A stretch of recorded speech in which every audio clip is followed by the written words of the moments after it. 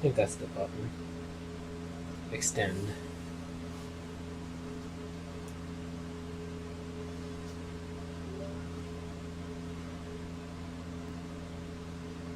It just works right away on the computer versus that is not the right aspect ratio compared to my phone.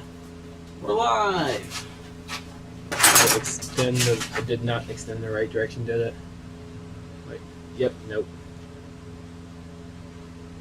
Okay, I extended. Why is it?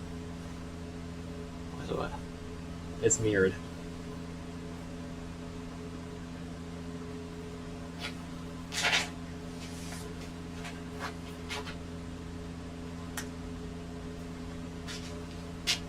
There we go. You can turn your second screen to 100% too.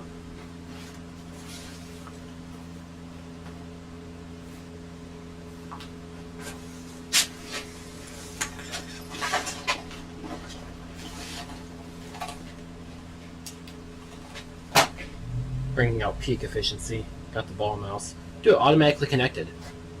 I don't think I've ever connected this to a computer before. Dude, Windows 11 is actually crazy fast at finding devices. Bluetooth devices, wireless devices, it will like auto pick them. It's so quick. Alright, we should probably announce that we're live on Facebook since apparently YouTube didn't tell anybody shit. I'll do 125 so it's still usable. I do have my glasses this time though. I like squinting. Squinting Tarantino. Can you grab the side of this so we can use the stool? Yeah. If you got a little thicker gauge, you could just sat on the metal. Use the stool in the center and balanced.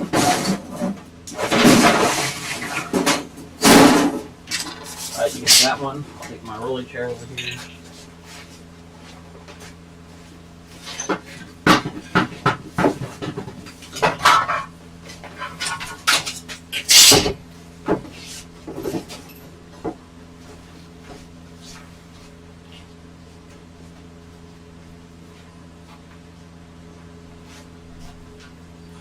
Alright.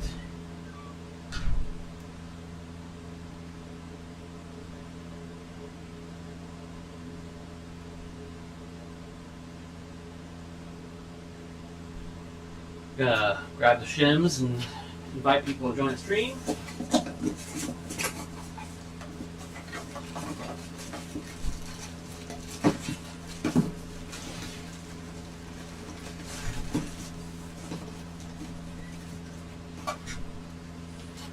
For those of you watching this recording, for those so inclined, we'll go ahead and talk about what we're doing real quick. We're going to be going through and looking at some parts we got straight from Mazda Japan today. We're going to talk about some part numbers and stuff. And then we are going to do more engine bay work. But since right now there is nobody watching, I'm going to post that we are live and talk about what we're doing today. So that way some people can join us. See if this will just connect by itself.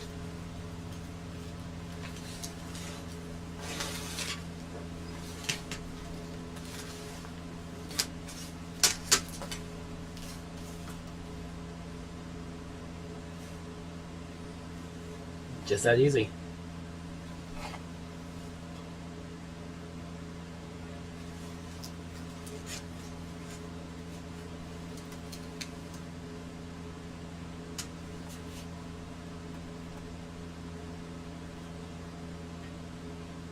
However, I don't like this mouse that much. It's almost identical to my Logitech one, that the buttons are not very clicky. Like that was a click. Yeah, you can't hear that, can you? Those soft, squishy bastards. Super soft. Yeah, I didn't hear anything. Yeah, I'm still clicking it. Yeah, you just barely have to touch it. I don't like it being that.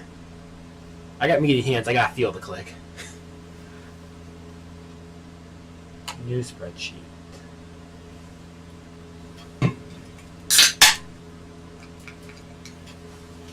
Alright, we got at least one more person in. Oh, we also need to make sure we're in 4K and all that jazz. Since this thing is constantly reset.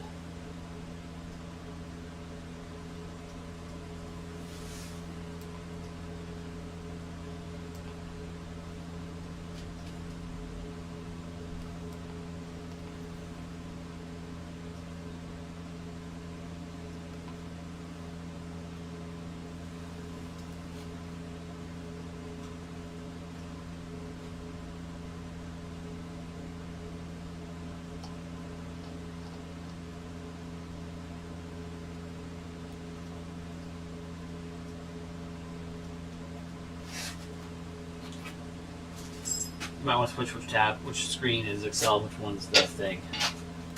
Let's see, camera.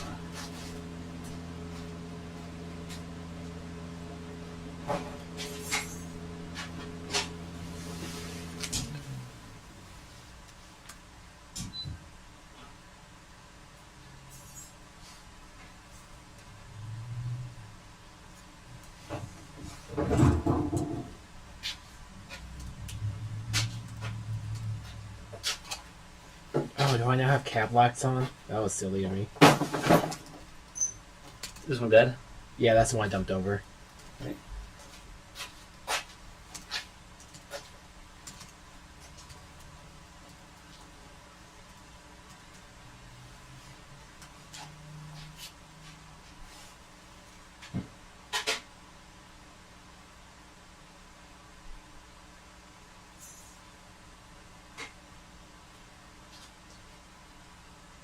Okay, it is not telling me the thickness. I looked up the first one. I looked it up by...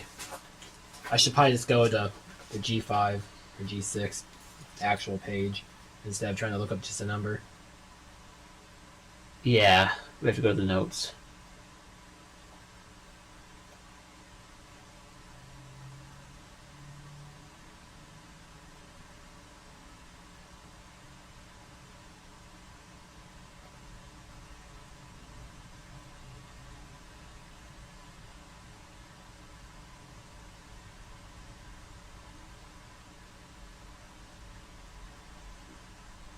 There we go.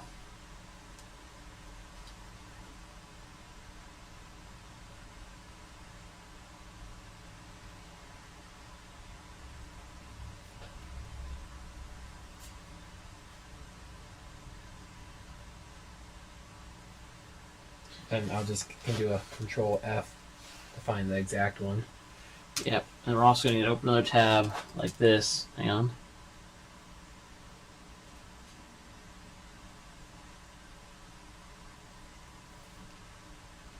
Working on my end because a lot of the ones we got replaced. I don't think Part Sook has the equivalencies.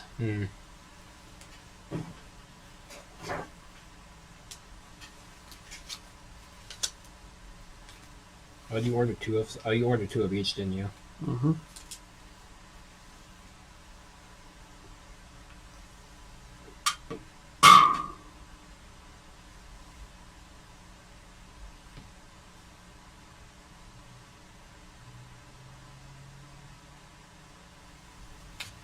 Oh. You know, I can't blame them because it really is a really shitty app.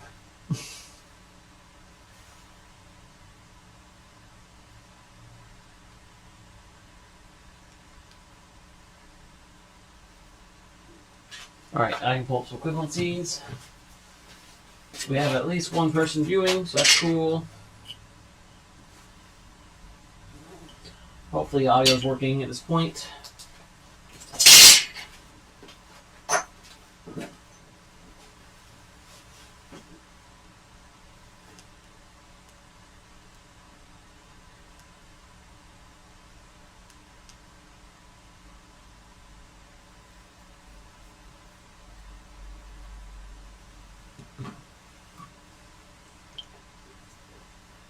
I'll let you set up the spreadsheet because you do them better than I do.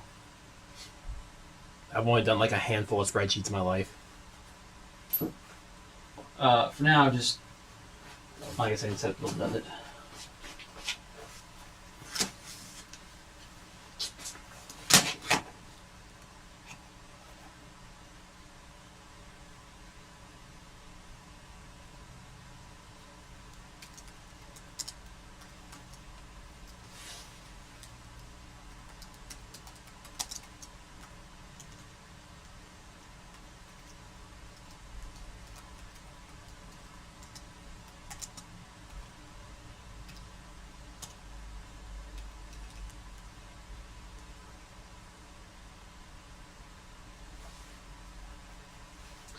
Alright, let's start with thinnest. Just how would we know thinnest though? Oh, okay, I see what you mean. Just find it and then. Oh, we only need to look at the packs to do that part. Yeah, so it's not. Since we kind of know what we got. Alright, So, now that we have a couple viewers joining us, first of all, thank you so much for joining us. Welcome back to another episode of Sam Ministries.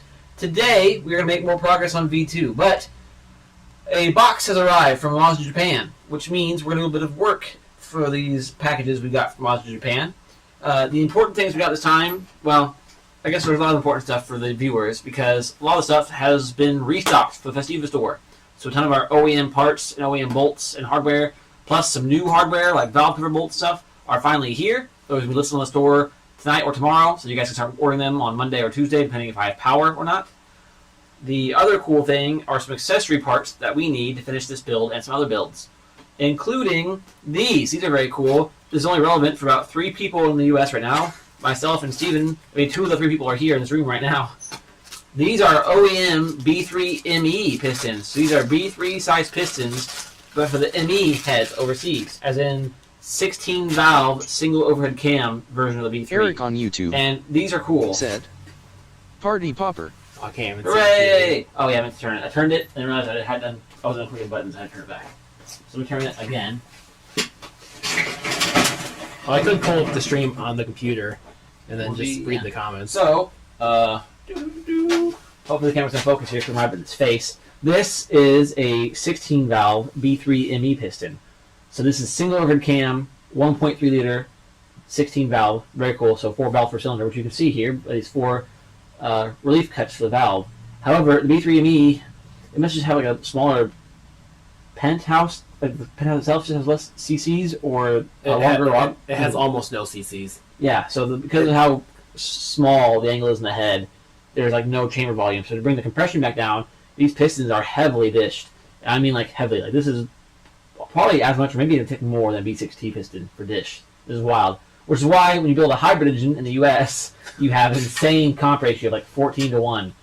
So to help knock that down, I found these. These are new old stock, straight from Mazda, and they're 0.5 oversized. So you can do a bore job, get oversized rings for these, and they should seal up really nicely. Give us that slight little displacement bump as well. Well, it also makes you back to non-interference, which I was not. Yes, which is good. Interestingly enough, these look more cheaply made than the other pistons we've seen from Mazda. Despite coming from Mazda directly, like the casting's a bit more rough. They actually don't machine out the pockets for the valves. Hold on to that for a second. Let me grab a B6T one just to show what I'm talking about. I think it's just because it's such a weird angle that they had to go with. It was easier just to cast it. Which is crazy. Like, it must be like not super even compression on a 4, I would think. They're not having a perfectly machined gas like that. It's also for an economy engine that was only in a couple years, so. Well, I bet it might have actually been longer than Standard B3, because Standard B3 was only up till 97. Everybody else got the B3 ME till the end of the run. I don't know. I'll definitely need these if I want a turbo, B3 properly. Alright, pardon the noise, because I have to clean this piston off for a second.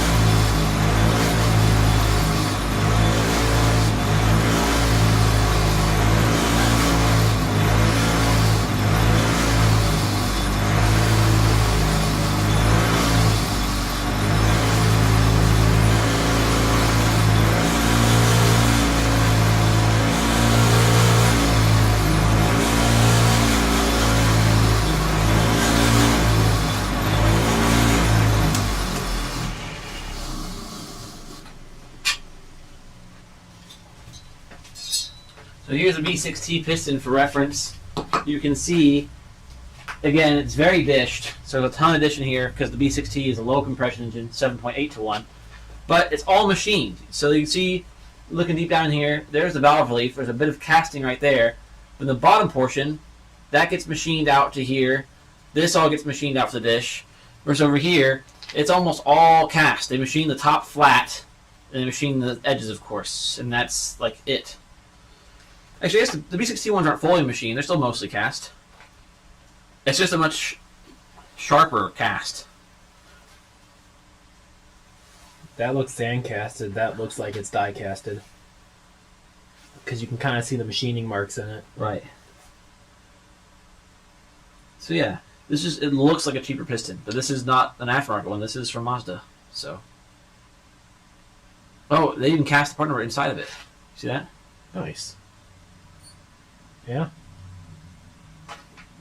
Neat. So that's some fun stuff about pistons and stuff that normally doesn't matter in the U.S. Put those back in their fancy little bags. The other important thing we got here today is shims. Shim, shimmy, shim, shim, sharoo. So a lot of these shims are the same size, by the way, unless the diameter is different. Which I don't think they are. I'm guessing there are large ones and small ones, because I think some are for the diff and some are for the rest.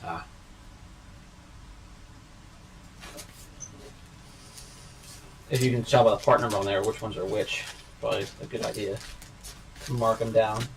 Anyway, so here on the table in front of me are a bunch of shims. I'll pull one out. It's like on its own. I think they are the same. It's just G5 versus G4. It's weird. So here's a shim.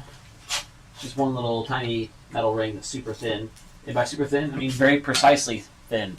So on a Mazda transmission, when you rebuild it, you need to have a fancy tool, and you need to select the right shim size. You can't just go slapping new bearings in the trans and calling it good. I mean, you can, but not recommended.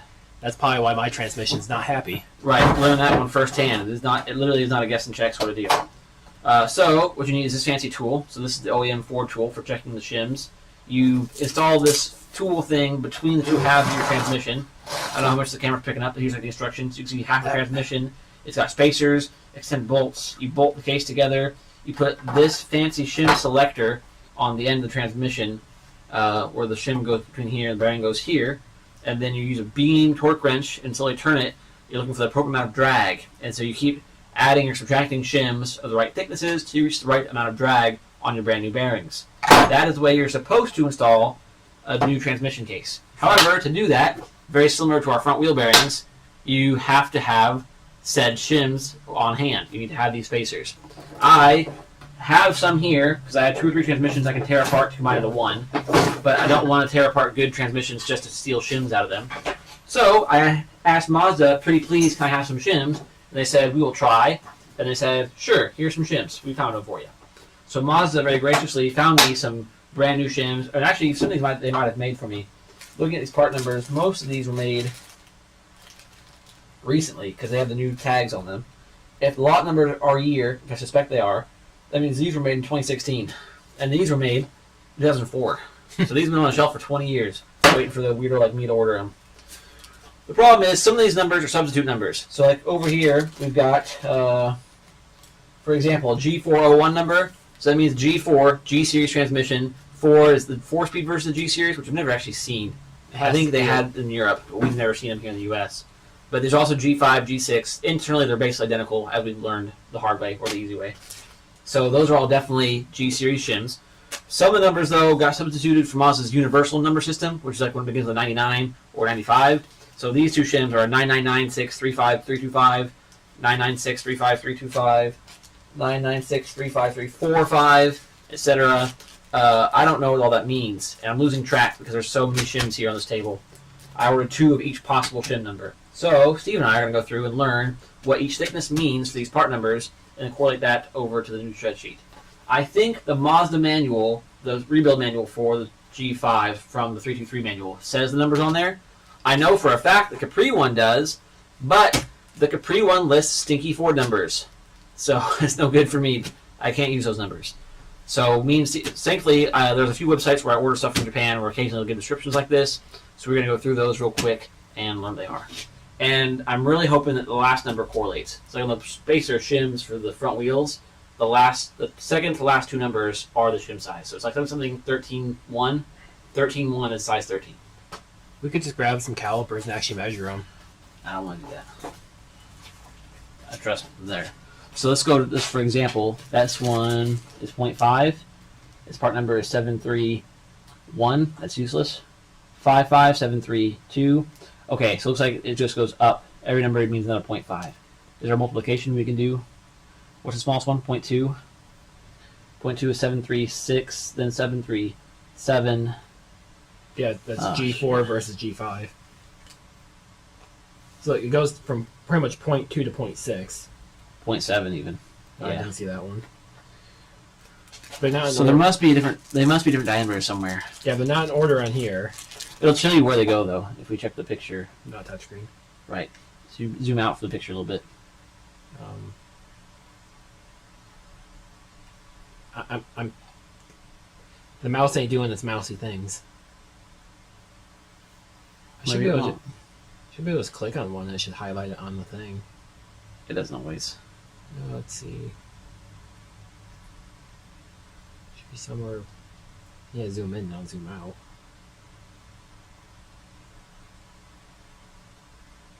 Right there. It just highlights the entire table. All right, that's fine. Well, we just leave that table pulled up then and start putting it over here. All right, so what do you got for a part number? For the smallest one? Let's see, smallest one I see is a 0.2. It's a G501 number. And the last three are 736. The middle two is always 17, no matter G4 or 5. Okay, I don't think that correlates directly, so I need to go to this or substituted for. All right, what was the number? 736. Fuck. Yeah. Did I not order that one?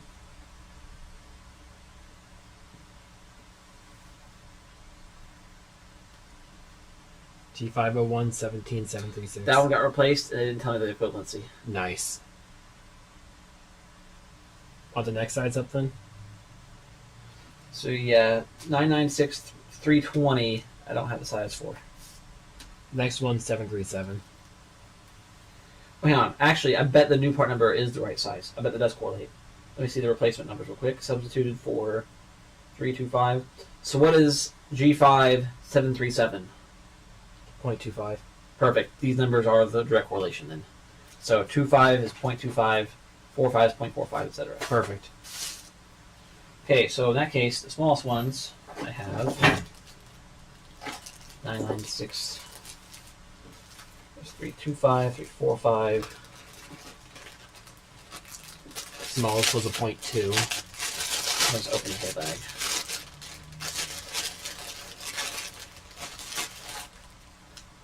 Oh, I see. These ones are back because I didn't take them together. It's very interesting stuff. I don't know why everybody's leaving. So part this is how doing festive is. This is how much it really tick right here. The dedication to do stuff like this.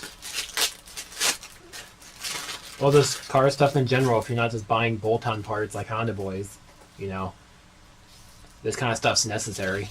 Yeah, or if I know any Honda guys shimming their transmissions. Or they just buy a bolt-on transmission. You know, they wouldn't even fix their transmission. Normally I wouldn't either until now. Now that I have the tool. Alright, I got 320s. There they are. So it's what, 99? 6, 35, 320. That's the new number. Is there a dash in there anywhere? Yeah, 996-35-320. And that's the replacement number for the chart. Yep. And then whichever one was 0.2 on that chart, you can write that down instead, I guess. Want me to write down the regular or the stock part number? Yeah. That one was G5. 1-17-376. And that was 0.20. I'm gonna do 0 point. It just makes it easier to read. You can change that later in Excel. In Sheets. You just tell it how many decimal places you want to write.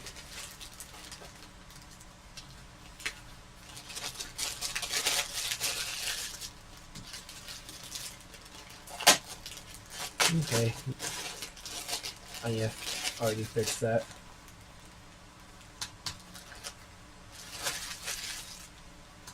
Seven, 3, 6.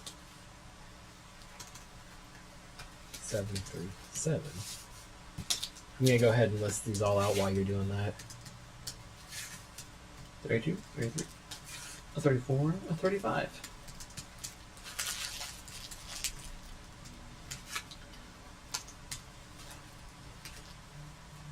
It skips That's one. cool. You actually you can start to tell right here. Like you can. Like that's the thinnest one we have is like paper. And you go this one over here, stiffness to it. So it goes 36, 37, 38, 39, 41. There is no 40. It's weird.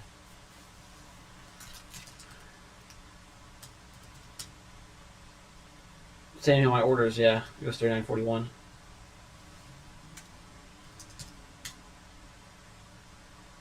So I must have some duplicate sizes then. What you're telling me, since they're the same size. Quite possibly. The 3.5 are thick as heck. You should. Oh, let's see. 3.5 is thick. 7.35 is the thickest one I have. Okay, G4. Yeah. 7.35. That's 0.7. That's That's almost a mil thick. Heck yeah. So can I assume that the replacement part number, even for the ones you don't have the replacement part number for, the last 3 numbers are just thickness? So I can just autofill those in based on the thickness? Or should we actually look it up to see if that's actually true? Or just leave those blank for the ones we don't have replacements for?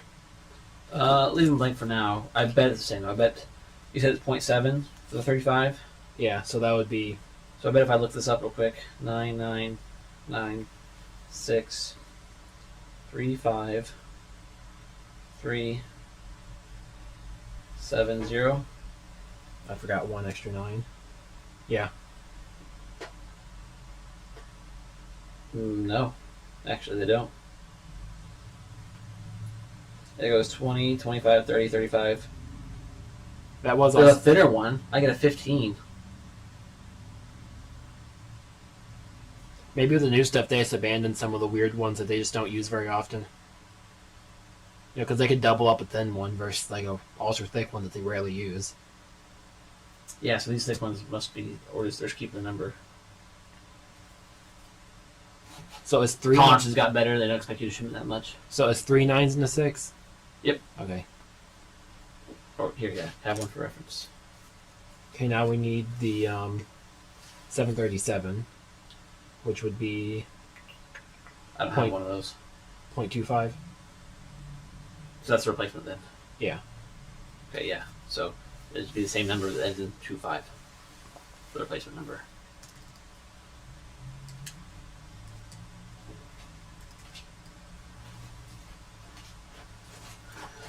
So 732. I almost put an extra 0 in there. I am missing a size now then. Oh wait, no, you have it. You have the 31. Okay, yeah. So we have every size in it. So check it out. It goes. I don't have the smallest one. Somehow I missed 15s. Well, they weren't on this list when you're ordering them. That'd be why. Alright, so check this out. We go 20, 25, 30, 35, 40, 45, 50, 55, 34, 65. 33B is 60. Oh, okay. And So then wait, 32 is 55? Yeah, so the old numbers make no sense. 730. Oh, that's one we're missing. 731, right? No, wait. Right here. Yeah, okay. 731, 50. So yeah, it goes 45, 50, 55, 60, 65, 70. 2 of each. Dude, if you need a 70, someone just over-drilled the fuck out of that. It's there. You can feel the bag too. It's wild. Like this one, you can just flex. Yeah. Okay. So I got that one. I need the 738, which would be 3 mil, or 0.3 mil. So it's the same part numbers, ends in 330. Jesus. 6-35-3, what was it? 30. And actually, hang on. See if it's smart enough to know the pattern.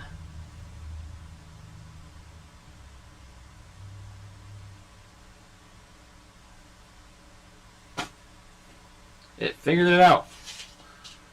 And that's where that pattern ends. We can continue this one.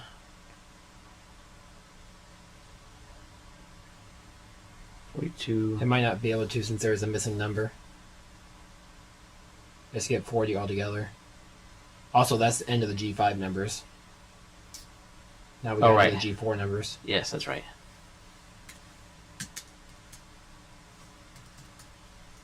Let's see, theirs are not in order, which is 731. So then that's 0.5. Yep. Dash A. Well, Or A, not dash. well, we end up getting B's, so it doesn't matter. Oh, so we got all B's. What's the difference? Just part number revision. They might have changed No. material spec. They might have changed the process to machine it. So want me to put the B then? Nah. All right, do G401 1732. And then we will tell this that we need these two copied. 33, 34, 35.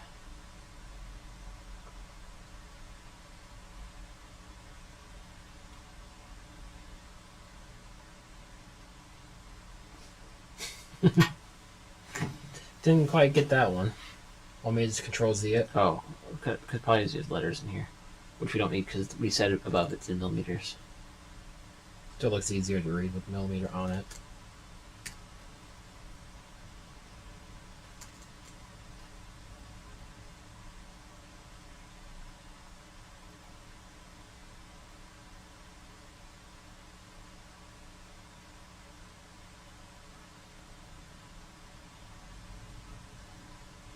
And then we add extra decimal, so that you can add decimals in either direction. We'll center it. Excuse me. We'll center it.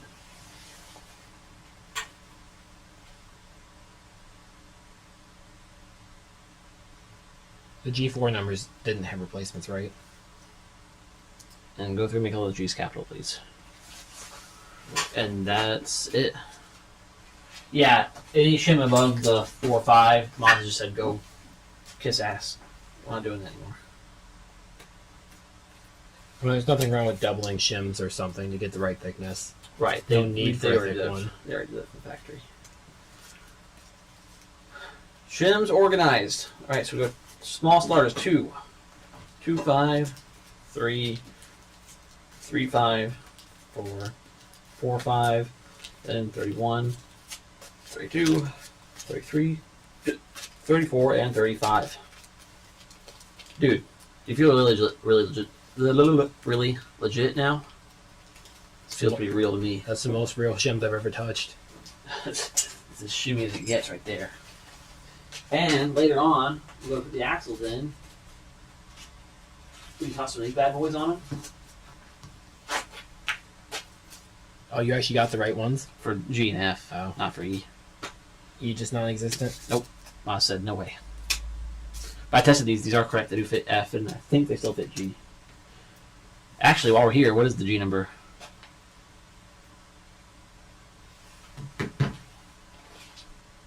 Is it? Wait, the axle's not in this one. You have to go. No, right. You said back once. It'd be in I think it's in suspension. yeah.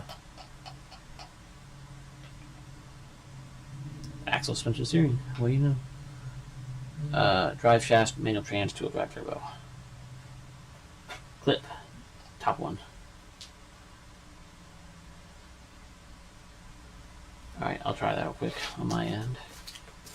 I'm guessing is this with it instead of an F? Yeah, look, it's the same thing but with G instead of an F. What do you know? Have you tried that with the E in the front? I think so. Hang on. G 001. Oh, from $1. Oh, dude, they actually have them for sure because UAE has them in stock. Yeah. Nice. I'm gonna try that number, but with just an E, just for funsies.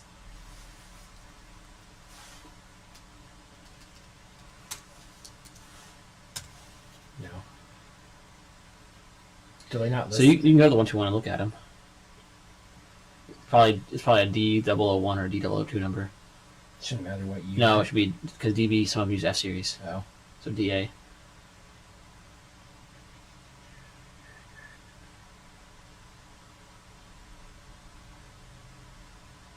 B.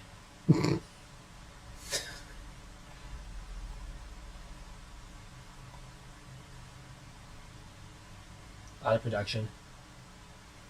Yeah, that's probably because I asked them. Anything come up if I just Google that number? Someone just has some laying around somewhere. Tasco parts. So this is when you get into the problem of like, is that actually gonna fit? That's a weird part number change. But Yeah, that, what the hell's RTA? And again, it's like, oh, maybe it is because the last number is the same. That's because all the clips use that last number, hence this one being the same. Mexico built with. Wait, hang on. This racist as hell. You know how Japanese people actually say R instead of L, or vice versa, and Mexican people often put like B's in dialect wise. So do you see this Mexico built and Japan built? Task, what the hell? Oh, wait, even? Yeah, That's a made. G number. Yeah, made in Japan. G number is super common. Yeah, because everything uses G series. So I'm going to assume that that's just, considering it's 2013, there's no way these... Click on it. See what it says it fits. Again. Yeah. Mazda 3. Yeah, how big is a Mazda 3 axle? It's got to be huge compared to us, right? Fuck would I even looked up? Rock go, Auto. like, yeah. This is how you find parts right here. You gotta really explore. 2024.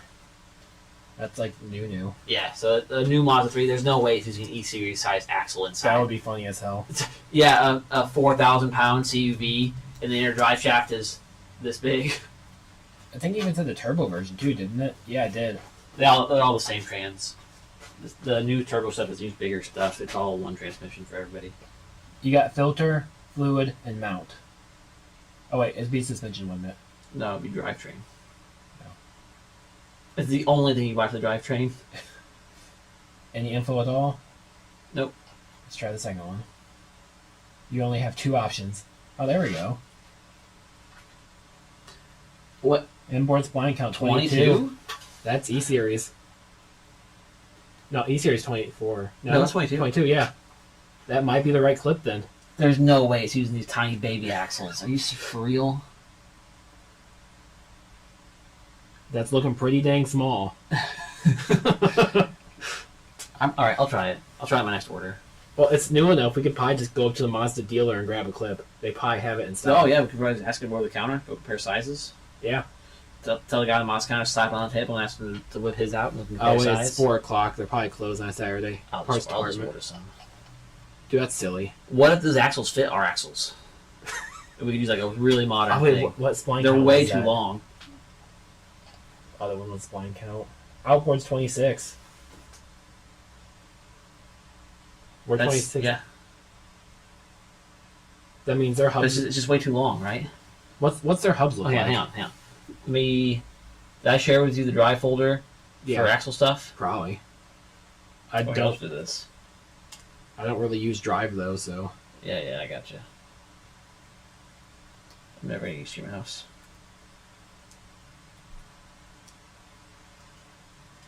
Let's go keyboard mode. S for search, W for search. Nope. Okay. There, Facebook.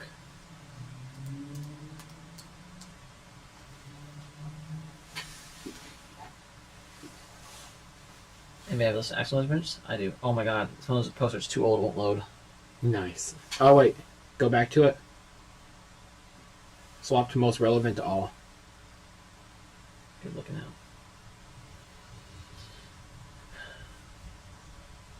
Festiva. Oh no, we need 24 Dantistic spline G. outers.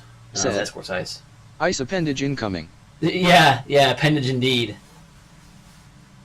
Can we say wiener on stream? The ice wiener cometh. Oh yeah, I was thinking inboard for G6 or G5 Yeah, is 26. It's almost right length though.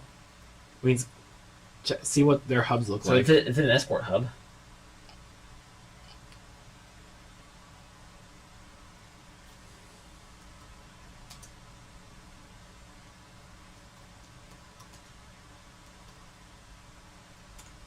Make sure you get the right bolt on. year.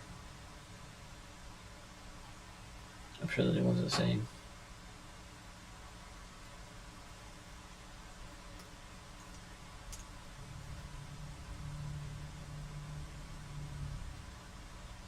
So I imagine they're huge compared to our stuff. There's no way that caliper even clears a 15. I think the smallest we could get on these was 18 or 19. Well, you could also make a bracket to use a smaller caliper and rotor. Although it's 5 lugs, so Too much work. Alright, well, that clip might work though. So, I guess the RTA number. That's what you'd go Turkey by. Gobbler said, approaching 2,000 subs. Wow. Yeah, we might make it soon. That'd be cool. Another New Year's goal. Last time we did that, we played Call of Duty on a projector. We did miserably. I trust Tasca the most. That was the one that had the I know it's silly that since we don't know if it fits or not, but we're gonna get 10 because shipping's gonna cost more than the part. Can you just get it in the States? This is in the States. Is it? Yeah, Tasca's in Arizona. But dealers still charge like $13 minimum to ship stuff. That's why it's weighing. Like you put this in a letter. Hmm. Like I said, 13 min every time. I'll just use my PayPal. You can just send me some monies. That way you don't have to try to type your stuff in on mine. So there you go. We've figured out some shims. So now we can use our Rotunda T88C 77,000 JT Essential Service Kit, part of T-Kit 1988 Tracer, to determine our shim size. Which is hilarious to me that this tool is still needed to this day. If you own a 2000, what's the newest car, 14? A 2014 Mazda 5 with manual transmission, you need to have this tool on hand to service your trans, which they stopped making this toolkit in 1989. They made this from 87 to 89, they stopped making it, and your Ford dealership or Mazda dealership would need to have this still on hand to service a 2014 Mazda. So if you try to buy this from anywhere but eBay, it's like $800. So we will be using this and some of these on a stream soon. Hang on, there it is, shim packs, my boy. You know I got those packs on me. We'll be using these to rebuild Okay. a G-Series. Standard shipping is January 8th to 10th. Right? $14. Expedited January 7th to 8th. Oh, wow. $54. Oh, We will go with standard shipping. Or am I not logged into my right PayPal account? Oh, well. They'll still pay. So there you go. We learned something about shims today. We learned about A random ass business axle today. clip.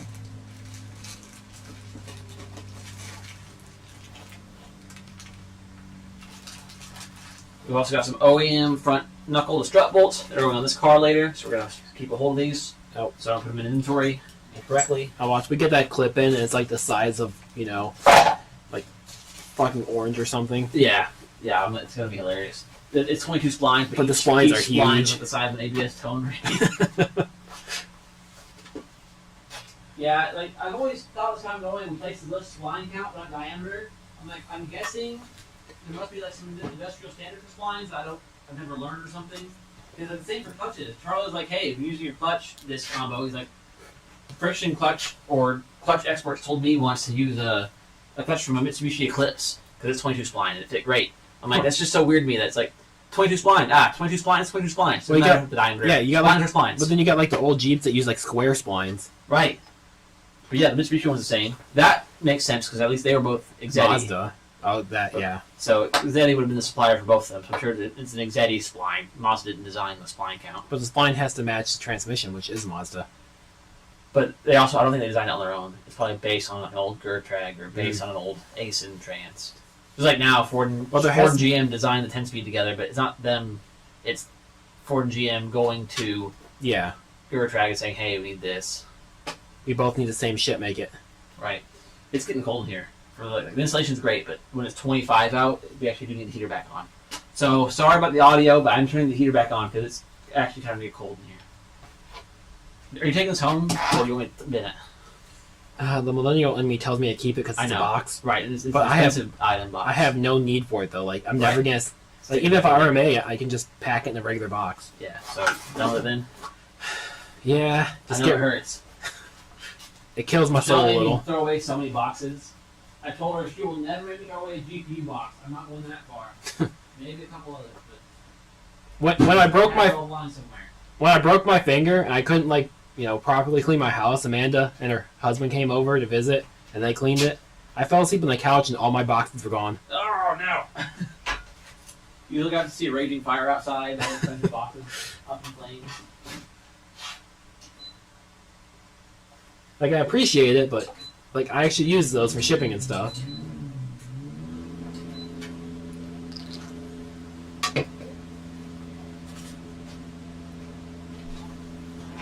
Alright, and folks, since I'm a huge goober, we are still missing all the things we need to finish our fuel system.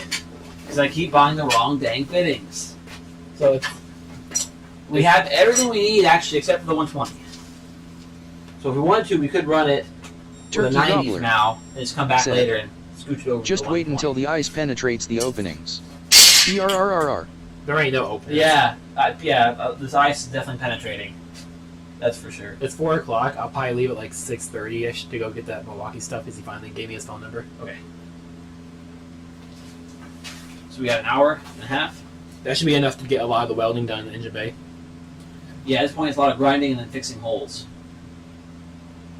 I guess we'll start with grinding off a lot of paint with the wire wheel and replacing it with that weld-through primer. Now that it's here.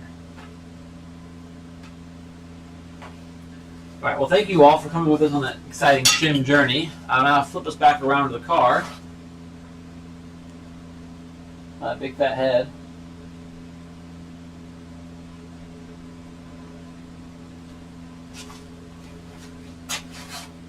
That's level enough.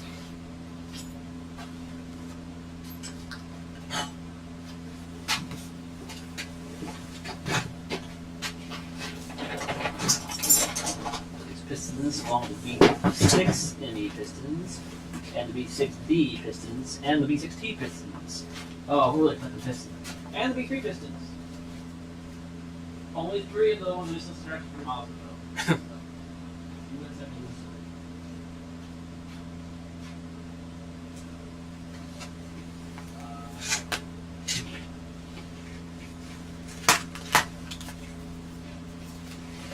Oh, actually, I forgot. I've got 2 dual stock B6T oversized pistons now. There are only 2. And they're lucky eBay find. And the guy I bought it from said, sorry, I took this on the ship. It was like a month to ship. I actually forgot I ordered them. I'm like, yeah, don't worry. He said, it's a good find. He said, I hunted for these 10 years ago, and that's the last 2 I could find at all. I was like, yeah, go figure. Alright. So we're going to continue our engine bay shaving work. I'll come in with the handy cam and show you guys kind of where I left off. Assuming the handy cam's ready.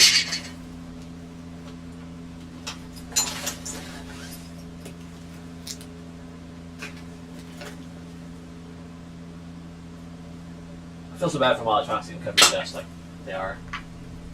Yeah, that's why I'm putting my stuff back in my bag before we start grinding. That's smart, man.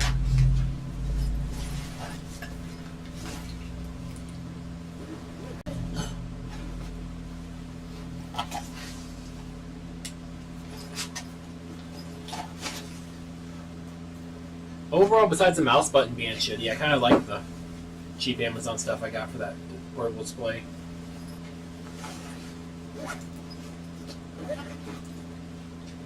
Alright, let's go explore, shall we? So, a lot of progress you guys have already seen. A ton has changed. I finished cleaning up down here. That filler plate is cut, not yet welded. So that's what it used to look like, for reference. There's some more holes down here that I haven't shaved yet, but there's a big hole right there, some holes there, 2 small holes, always on the top. Those we didn't weld shut because we're going to cut a plate. If I swing around, boom, there it is, cover plate. That's what it's going to look like on both sides. Got all these holes filled. Got this grinded back down to kind of flush. We might give it some more attention after we paint it and see how it really looks. It's kind of hard to tell the shape right now. These holes I filled, I built up too high, so when I grind it back down, there's still a hole behind it. We might try to fill it back in, or I might just putty over those tiny holes, because they're kind of tiny, they're really thin. I'll just keep blowing out sheet metal. We'll see. Same for these. I only got these 2 big ones ground back, and there's some pinholes in there. Nothing crazy. The paint will reveal that soon. This big glob needs a die grind. It's a huge mess, so I've been putting it off because I hate getting all the grinder dust in my hair. Up here we blew out. We can fix that because I finally bought some copper spoons. So we can put copper behind those holes and just weld over them. And that copper will keep it from blowing out the backside everywhere, which we didn't have last time we tried this. Same on this side. We have a strip that we're going to delete this nasty section where it got thin from the old fuse mount. We're going to delete that and we'll do section in. Still have to grind those top 2 back there. The bottom one on this side actually ground down really well. I was working on the fuel lines, so we have these things back in, so we got to pop those back out again, start working on the bay. Then we will finish pulling the carpet today, so we can start welding up all of these holes and cut out this plate where our bulkhead connector is going to go. We've also been trying to figure out our routing for our meth injection system, our fuse box, and our battery. I'm still not super pleased with the battery testing we've been doing.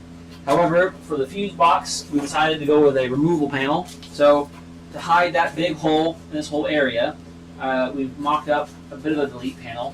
So we're not going to keep these studs. We're actually going to delete them and replace them with holes so we can use nice colorful bolts. But anyway, there'll be this panel right here which sits flat all the way along this edge down to the bottom. And the fuse box will then mount to that sideways right in here, so it's nice and tucked away. And then we will have connectors on the back, so that way if we need to do work to the wiring, we can unconnect this wiring from the back side of the fender off, and this whole panel can pop off to be welded in place. It also gives us clearance to the filler tube for the front washer tank, which is now our hidden methanol tank. And we might run this tube, or we might not, since it's kind of ugly. We might delete the tube, and I'll put a little filler cap right here. And then we're also going to delete this bracket and spot weld at the bottom, because this is really unsightly. Instead of making a whole flip at the bottom, we decided we're going to skip all that because there's too much welding for this poor chassis. So we're just going to delete the nasty part. Leave that red hole maybe to help hold this plate down. Call that side good. And on this side, this is probably where the battery's going to go. Where's our demo battery? It was on the boxes over there, I thought. It was. Can you hand me that fat one over there? On the floor, in front of the pedals.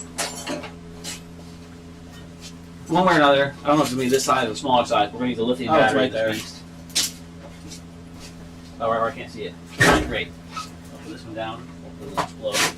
So we're using these little baby lithium batteries. These start the whole car, no problem. So over here, we're probably just going to cut over just a tick into this area where the fender sits, because all this is open or available. Just kind of tuck the battery up to the left. So it won't be fully hidden with a nice battery box and some fancy hardware that'll look clean, I think, tucked up in there. And then we can use these threaded holes as references for the battery tray that we're going to print. And then we will delete part of this hole to clean up all this area. So box it out, maybe plate this hole partially, and then call that good. Just run the power wires out of there. And on the bottom side of this bumper area, down here, in this little pocket, is where we'll mount our methanol injection pump to cool the turbo down. The flip side, the mirror image of this, is where the tank is, and we'll sneak the line up by our front cross member or core support. That way we can feed it, no problem. It'll sit nice and low, so we don't have to pull a huge suction on it and potentially stress the pump out. And there's our fuse box. This is all mini relays and mini fuses, so there's actually room for 60, or I guess like there's gonna have room for like 6 relays and 15 fuses, which is incredible because the stock Festiva fuse box holds 3 fuses out here in the engine bay. This holds way more, and will still power the interior fuse box, which has the rest of our exterior fuses that we already need.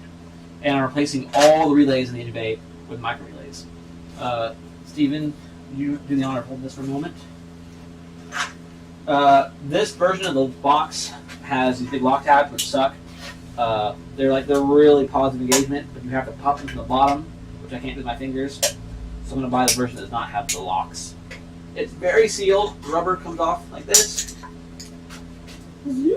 And we're using these micro relays. So you can see in here all these spots. You can wire this basically however you want, however your heart imagines, because it's just terminal by terminal how you wire this guy. But I have these micro relays, which are still, I believe 2 of these are 30 amp rated, and the rest are 20 amp, which is incredible for the size. So those just take up 4 spots at a time. So it's really easy. So we can have 2 of them be constant power with their own fuse to run them. Free relay. We can have the rest of them. I'm talking like running everything on this: the pump, the fan, the fuel pump, maybe, because the fuel pump relay is actually in the car. Anything you'd normally put on a relay, the main, etc., all goes in here, and they're tiny. So this is all the relays we need to run the car.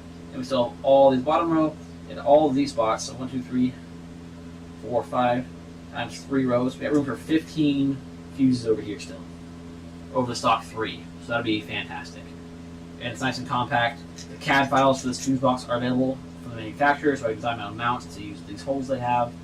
And then what we're going to do is run some power wires in here. So I have like one plug with 6 or 7 thick power wires. And anything thinner gauge will be on like a big 20 position plug back here to keep all the wiring nice, make this easy to pull out when we need to. At least that's the idea.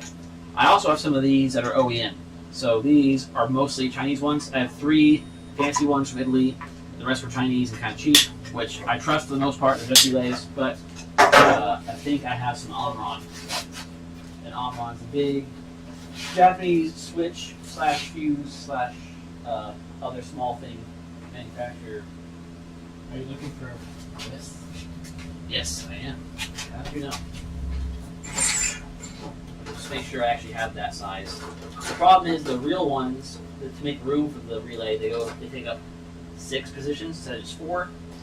That being said, though, yeah, check it out. We got 2 legit Omrons. Now I thought I had a 5-way because at least for the headlights, I really want to have one that does 5 position. No wait. Okay, these had 87C positions. They've been snipped. There's a big one, just even more. I think this was like 50 amps, absurd because it's thicker. If we end up needing something this big, I got 2 more of those. These micro pins. There's other cars in the junkyard now that are using micro relays like this, so it's not too bad to find these later if I want to switch over to something like this. It's just more modern, more compact, easy to find. There we go. So, all that being said, I guess today we're going to work, not on that panel probably, but more just the welding of small holes, fixing the thing that we did before. And now we finally actually have some weld-through primer, not just primer that we've been welding through wrongly, not just self-etched, but true galvanized, full of metal flake, weldable primer that was affordable. Thank you, Seymour. Seymour actually makes really good paint, so I'm very happy to use this. So we got to pull that stuff out of the bay, scrape a lot of the old primer off, and then prime anything that we're going to be welding near with this stuff. And that should also tell us, in some spots, how good we're looking as far as the grinding I've already done. Have I ground enough off or too much? And then after we get all the welding done today, hopefully today we'll have it all done. That means tomorrow or next time I have power, we can come back out here and start using the body filler, the metal glaze filler, and some seam sealer and really finish the lines. And when that's done, we're not going to paint the whole bay, we'll prime the whole bay, and then we get the engine in and start figuring out wiring. And that's the big project. I was hoping to have wiring done sooner, but then we start on the bay stuff because we kind of done. Because we have to know where the fuse box gets mounted, to know where the batteries are going to get mounted, and then know where the wires have to go, to know where the pumps are, etc., etc. So that's the kind of the workflow. Finish shaving, finish welding, prime it all. Then we'll come back in here Sunday, Monday, or Tuesday, something along those lines, and we'll start doing the wiring runs. So the engine will be back in here. We used just nylon ropes and tape, start laying ropes across the whole thing to get an idea of how long each run needs to be, where our branches need to branch out to. Make sure we include every single sensor, every single connector, don't forget anything. Draw this all out digitally once we have our measurements, and then we can start actually building a harness. And after we build the harness, we're not very far off from doing a test run at the engine, pretty much. So I'll swoop back around the camera, put this guy back on the charger. Don't swing yourself back here, put it back here. Huh? I'm about to get someone motion sickness. My dad. Sorry, Dan. Only got one. Oh, there it is. You're at 93%. Surprising if the screen was on the whole time. Oh, and let's find our Mac valve real quick.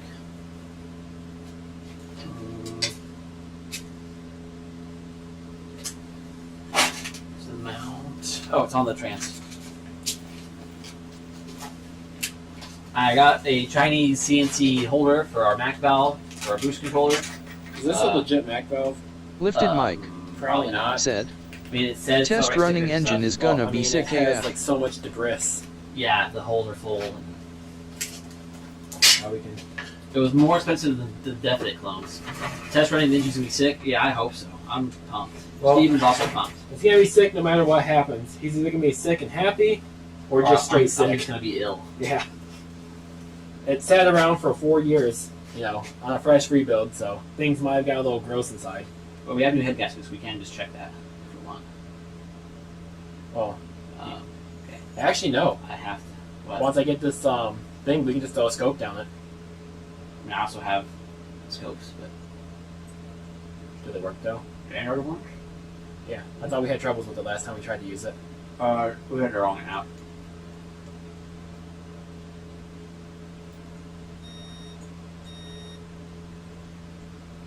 How the hell?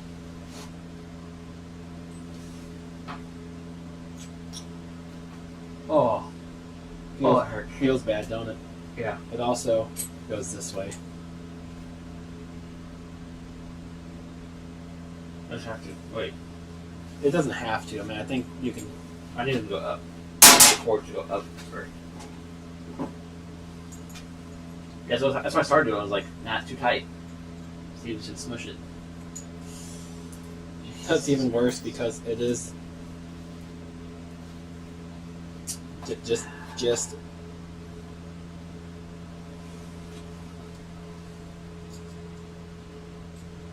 I have a feeling for like the better versions, these are unboltable. Some of them. I think clean the gunk out of the holes somewhat. I figured if anything, the metal screws would be better than the wires, but I found Baby Impact. It's actually the best Phillips on it. But I find it.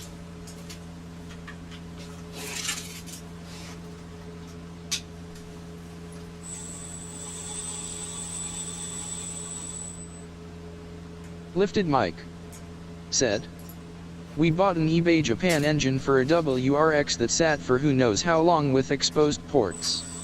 Had zero compression and started to slowly build up pressure after a bunch of cranks. Eventually fired up." Well, I'm not looking for eventually fired up. I'm really hoping for like everything goes really smooth and clean. Period. But we'll see. Yeah, you're probably just grinding off the rust in the cylinder walls there until it finally set in. That being said, I'm not opposed to building another engine as long as all my nice parts, like if we blow a hole in the block, that's fine. If I like score the cam up a bunch, that'd be really annoying. But this is a small nose engine, and if I do blow this up, I'm gonna build a large nose and put it like an actual ATI damper on it. Should we actually? Do we need to make clearance for ATI? No, we should No. make clearance for ATI because there's enough room for AC pulley. I think if you buy the ATI damper new, it's gonna cost more than most of your engine stuff. For like $800. With the washer, it'd be perfect. Yeah, the wash lid included. Yep, they definitely included one. I'd rather use the decorative bolts anyway if I can find one. If I can find one of those fake titanium bolts. Real quick.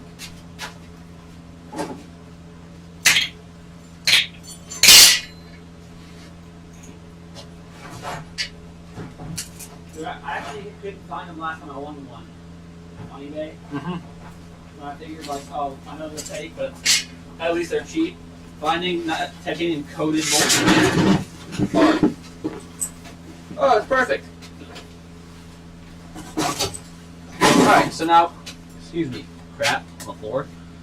Now I've got our MAC valve and a nice little holder that's made from solid aluminum. I'm gonna have to print my own, but this was $16 shipped with hardware included. So, and I've read the diagram online. This should be the correct port position for what I'm doing, which is an internal wastegate controlled by the ECU.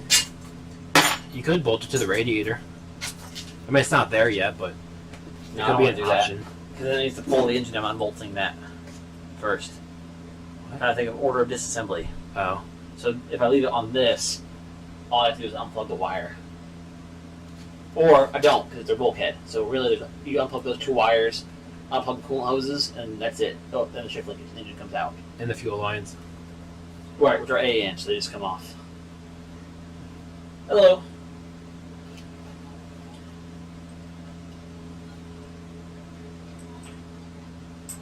Yeah, your yarn is in the chair. We also put some gas in the generator from a smaller gas can, test fired it, and it's good to go. Cool beans.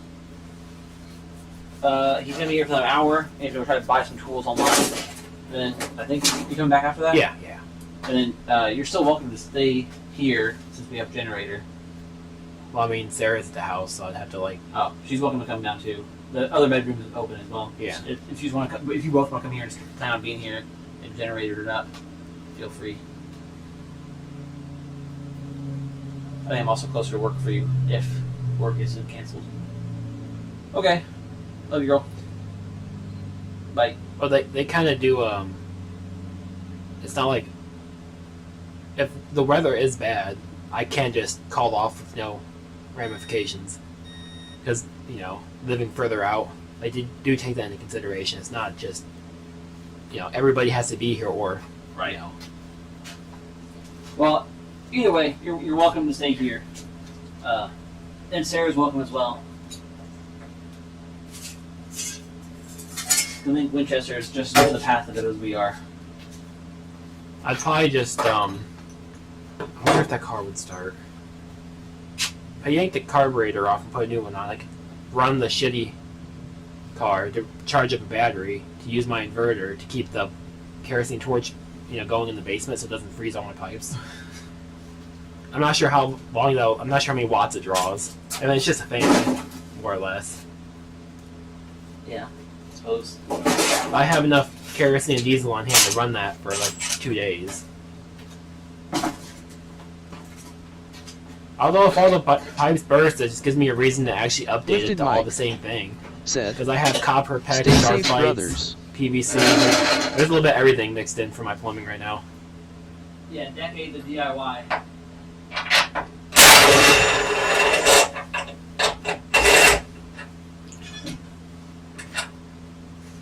Alright, you want to grab the booster? Yeah.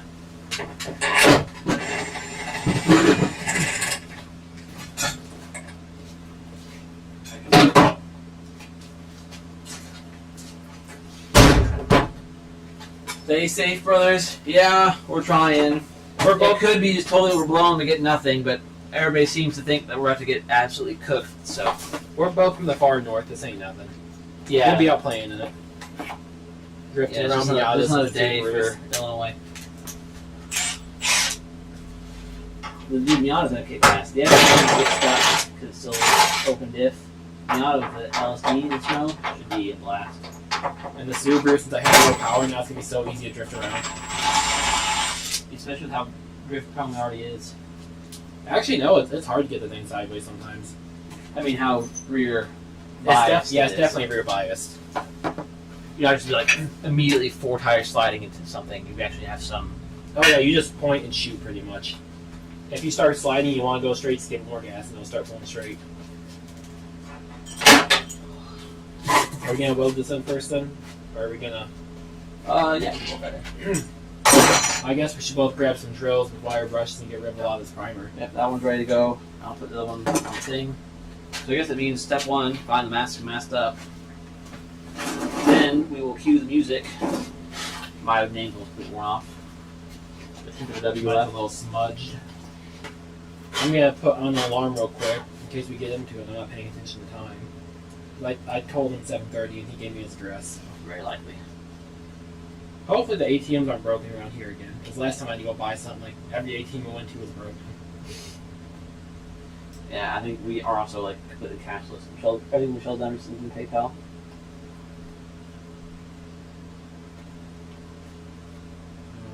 Hold on.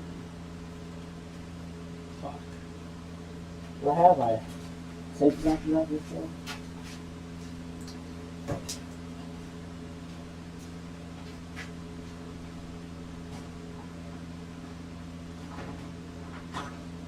I'm gonna set it for 6:15. That way I have 15 minutes to get gas because it is an hour drive there. 54 minutes to be exact. Oh shit! I need to turn that on for today because it's not set for the weekend. There we go. We got an hour and a half. We can get some stuff done by then. I need the wire wheel with that. If they see it.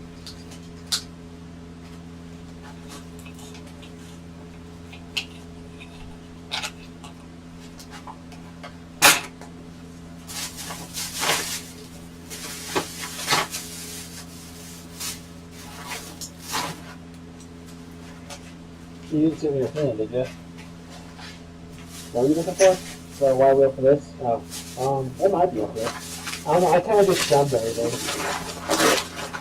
And this box keeps disintegrating.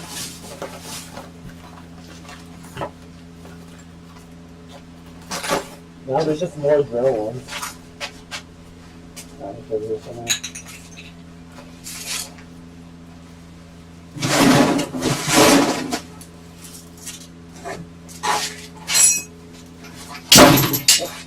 Okay.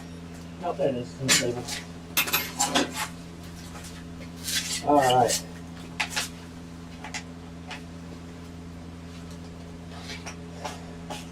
While we prepare, I'm going to serve you guys with an ad. Woo!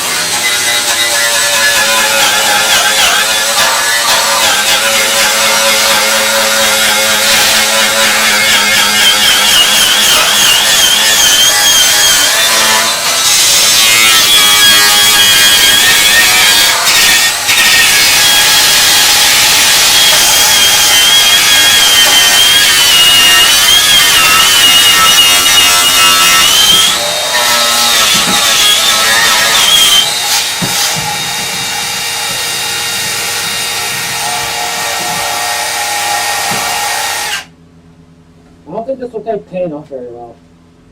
We'll take it off the top though in reverse.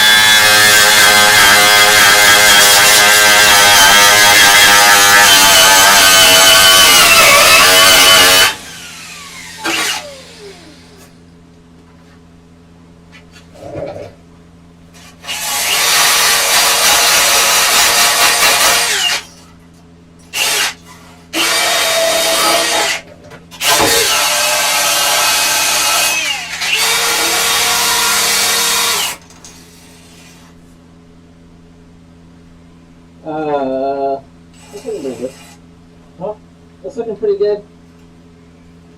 If that, if you want it, I'm gonna start shaking the paint out real quick.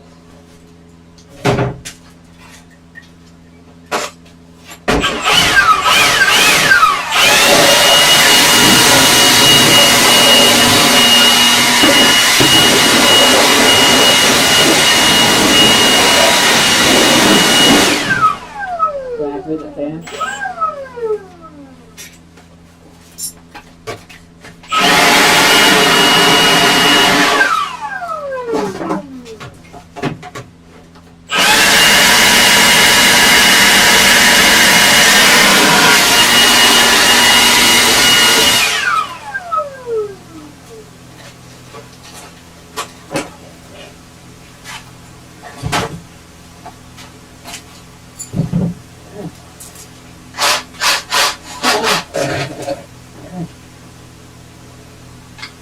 When's the AM brake light stuff supposed to get here? Or did you know today? I think actually. Really? Yeah. I kind of want to see how that looks. Yeah, we can do that. We're kind of going to plan it out now.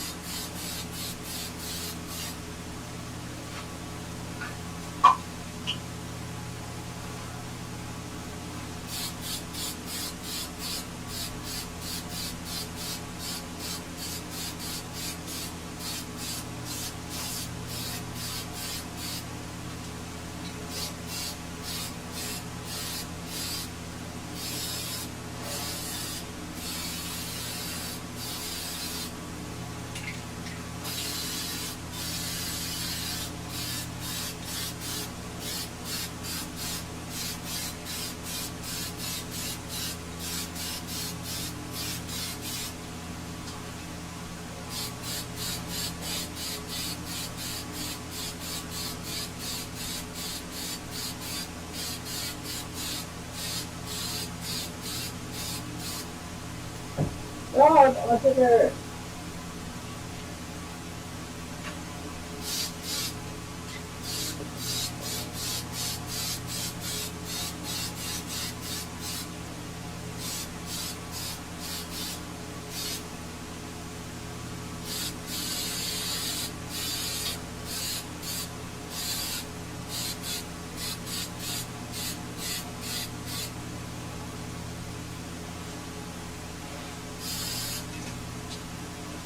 Have to let that cure for a second. Well, hold the top of that. Huh? You bring the top of it over. Yeah. Oh. Oh, fancy. So they're going to give you one handle. You just got to pick which one you want at the time. Yep. I can't stand my fingers. You're probably going to have to turn them down a little bit.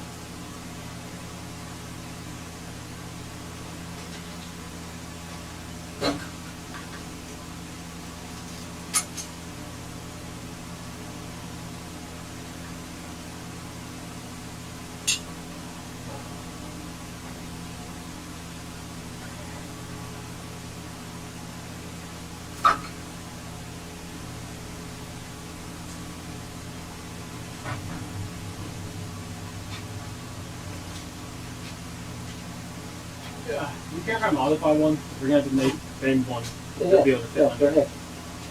Do you want to clean it off? This? After I've done bending the hell out of it. Okay, have something else do it. It don't matter. You really don't want. I mean, the roll's not going to stay put to begin with because the copper. Right. So better not, at least that's the freaking goal. I mean, it could just be copper steel for all we know this China.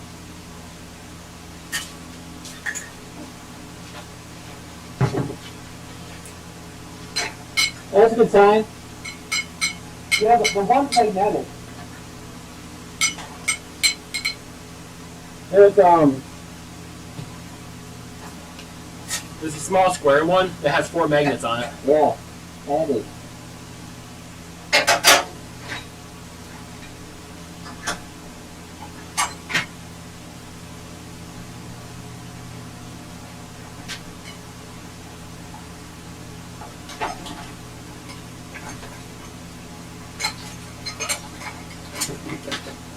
I doubt they're work hardened, but I'm gonna blast it with a torch just to make sure. Last thing I want is to snap it in half.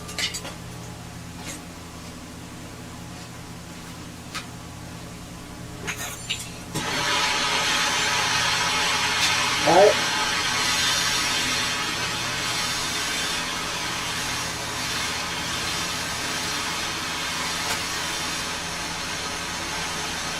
I'm not sure how well the camera's picking it up, but there's the engine bay mostly now and welded through primer. I think it's looking a little smoother. Maybe not crazy smooth yet, but smoother.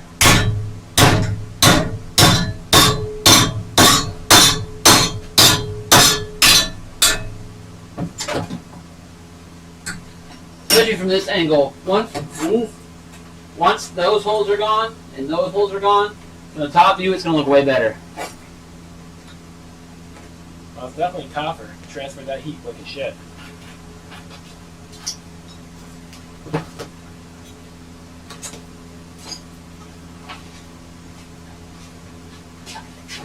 Yeah, with the handle, I can't touch this. I'll probably touch it quick enough to swap holes. Want this hole? Yeah, I don't. This way or the other? Out the center. It don't matter which way.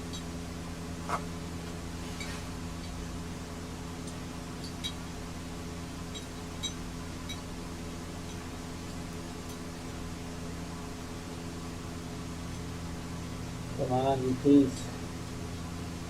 Watch it, now you're gonna be in the right thread touch. I didn't wear that for a second.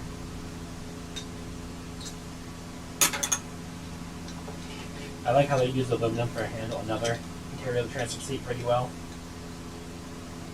Yeah, these rubber coated handles have to eat it.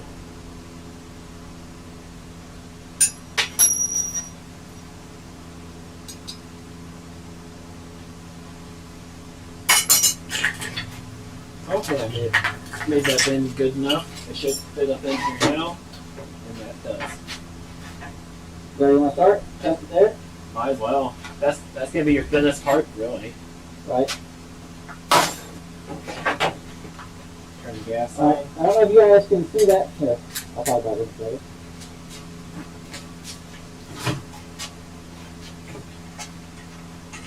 Hello. So, top down again. I don't know how well the camera picks it up, but there's a bunch of little holes here. Like, probably 10 or 15 tiny holes across top of this. This is really thin sheet metal that you can blow through. We might be replacing this whole piece later, so this is a good test anyway. But we have these. They're called copper spoons for welding on. But so these are copper and aluminum, which means you can't weld to this, or at least not with MIG wire. So our MIG welder will not stick to this stuff. So to help fill these holes, you put this on the back side like that, and now there's solid copper here, so we can weld all over that. It won't stick to this. It should help us kind of build up a little layer. It helps with heat hopefully. transfer too. It takes the heat away from the weld quicker to solidify faster. In theory. See how well it works. I've also never seen ones that thin. So most copper spoons are a lot thicker. All of them Amazon are this thin. They have no like name, like they don't have each word like thick blocks or anything. Okay. I'm gonna take it back down to 75. This guy, that's the zone you're ready to go. Alright. Put that ground strap back on.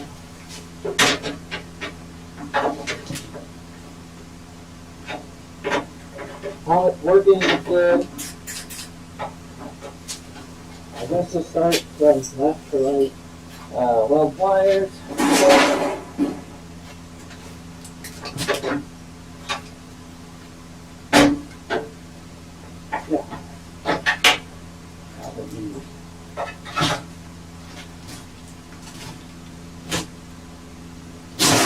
You put a knee up on it if you want the white ones. That oil's gonna get hot. We'll see. I'm sure the Chinese filters are on. Alright. So, good guy? Yep, we're gonna go left to right.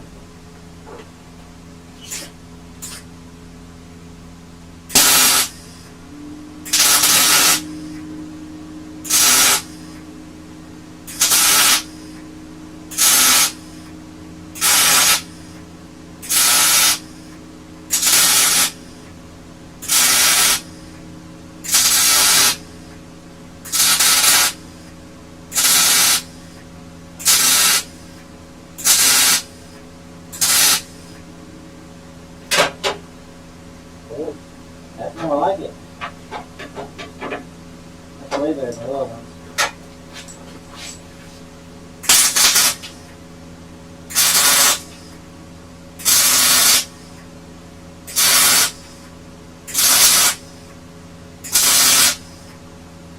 I didn't grind that well enough to see the paint how perfectly the plasma popped the EDM off on the edges. I've actually been watching it do that over there. Can you reach from the back side? I guess you can't hit these again for that, but these probably good. See how good that was if I have. There he is. That one? Yeah. Oh yeah, there. That was good.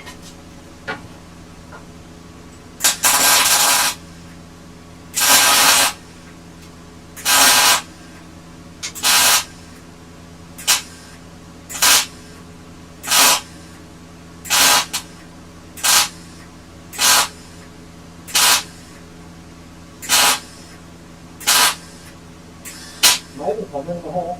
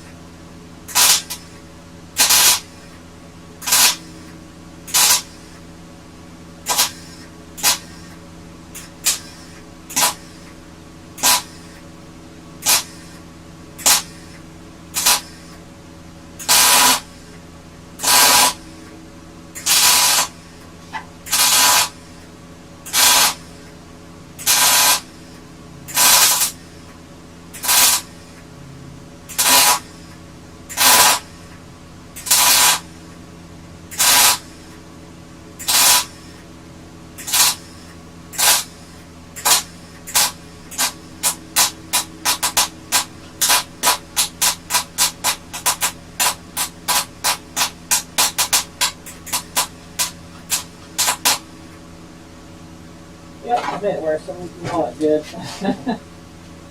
I couldn't really get up against the metal from the old bulb. Try this one then. On the bottom. Yeah, those have to get pretty flat against the bottom.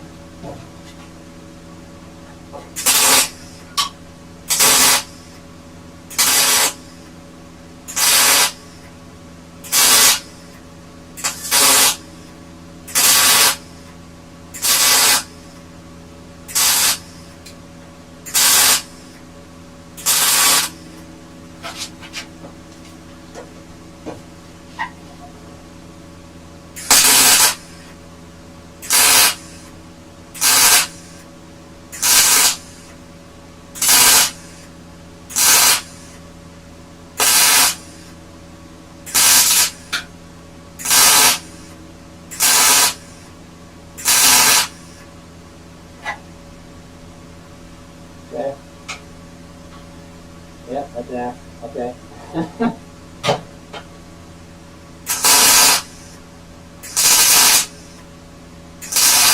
It's pretty flat in the bathroom, though.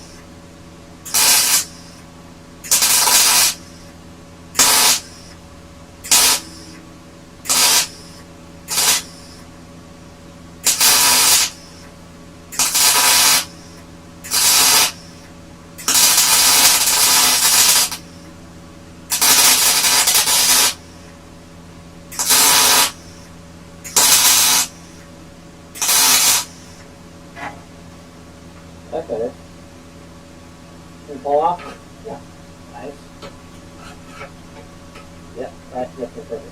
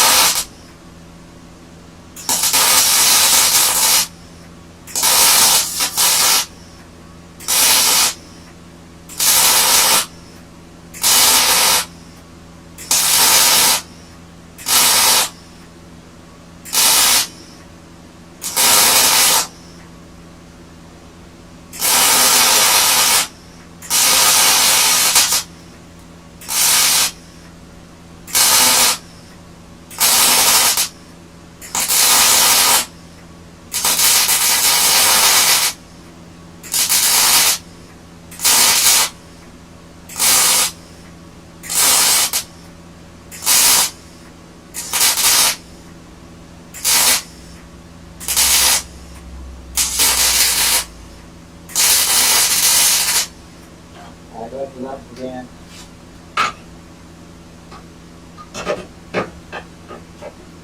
Before. Yeah, yeah.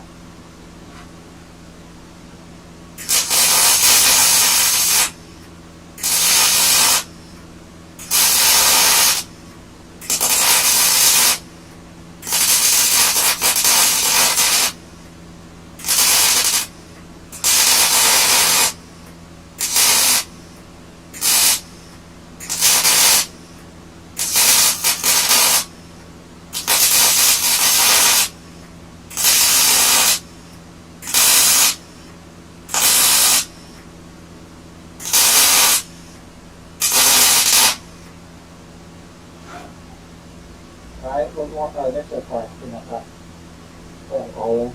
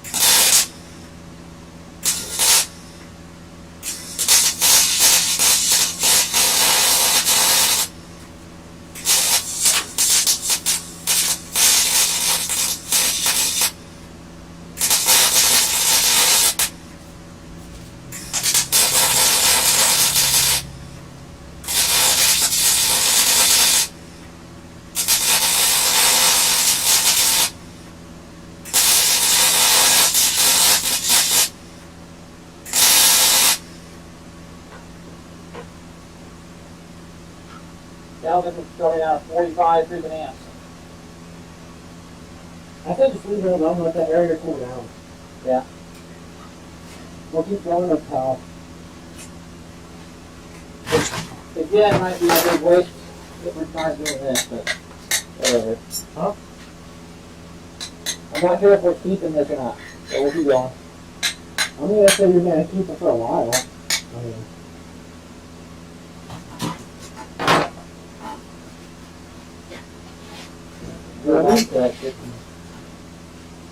I made it 1.5. At least keeping these in. Yeah, I think so. Yeah, there's a bunch of holes in that end you can go. Yeah, but just these ones all along the side of it. That's good though.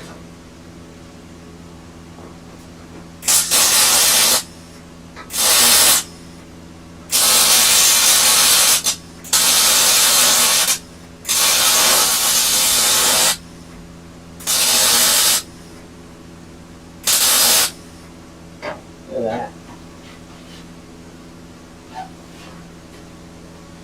Yeah. Beautiful, actually. A little warm? I've already dipped it in water once. It's not easy on this side. Unless I hop in it one day. Oh well. Yeah.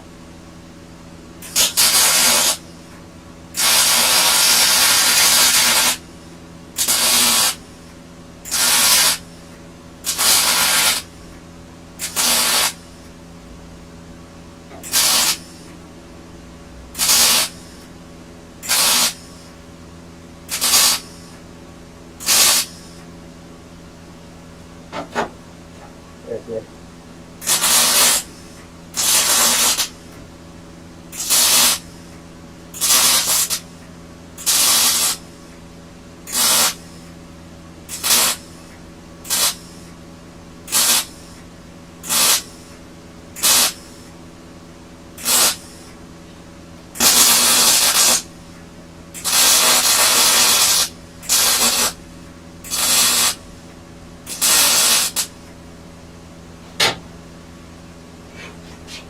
Okay, almost no brighter necessary. Yeah, it's got really well. Yeah, hold that for a second. Hold that cooled off my hand. I don't know if you guys can hear me shouting to the mask, but the tool's working pretty good. I'll go to the handy cam to show you guys how it did. Oopsie.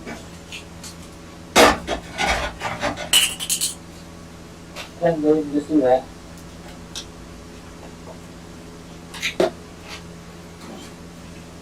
So this is the really bad area. Did a pretty decent job, all things considered, and how thin it is right here. But we'll be trying it down to see just how good we got it. I can still see some holes, but whatever. Up here though, where we can actually get it like nice and squared, it is great. Like those are almost flat.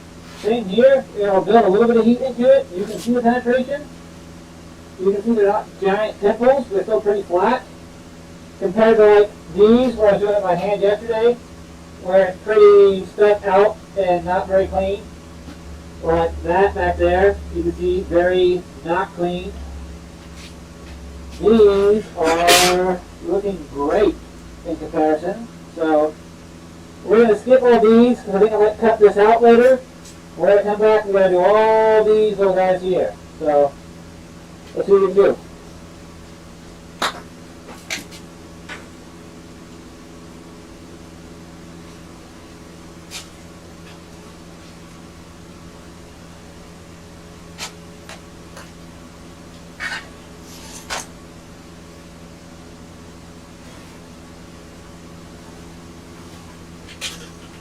You see where the binder went?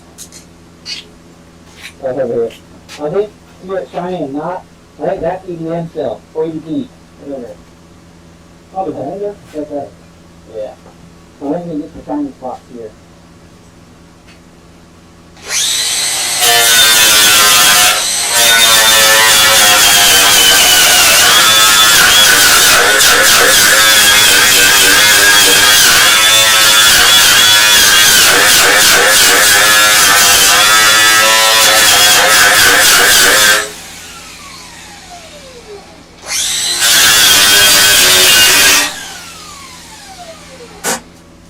Alright.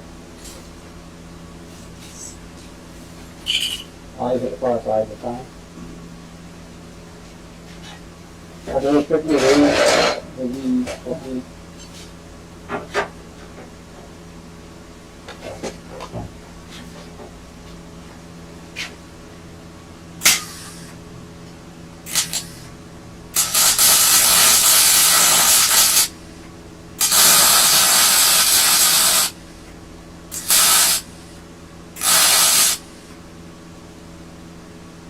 about this.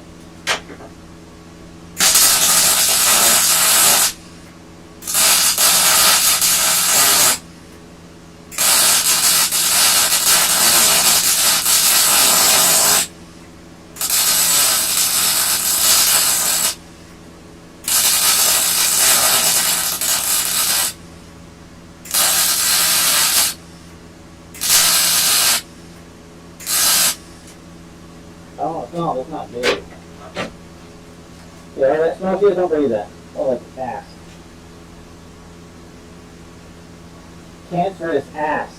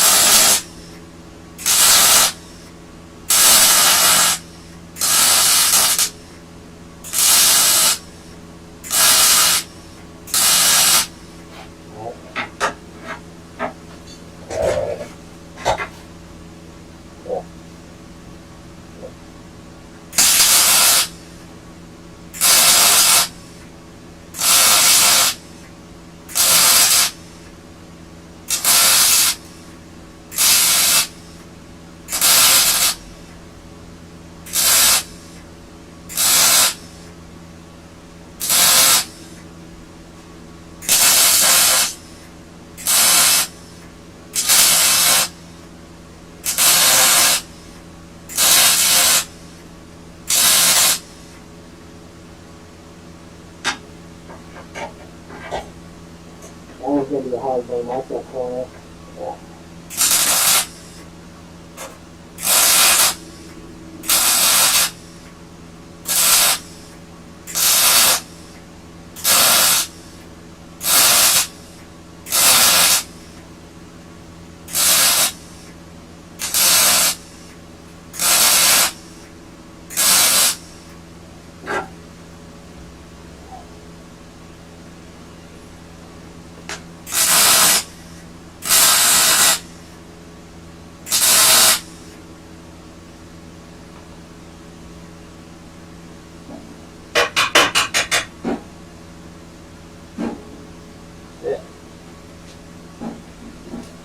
You trying to flush the lips?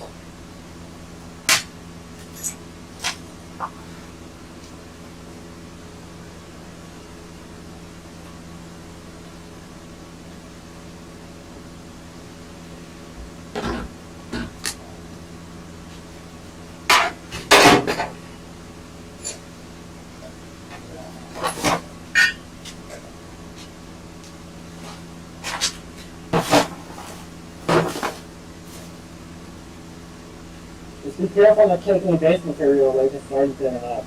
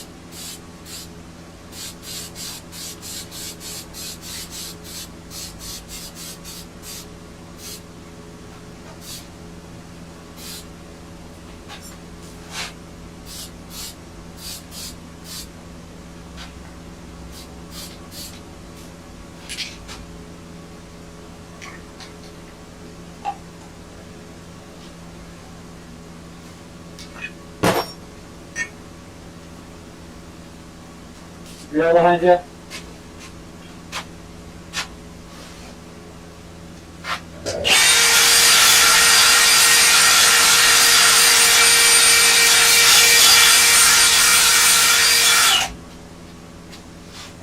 That's going to take some time. We got plenty of that. I don't want to get paint ready.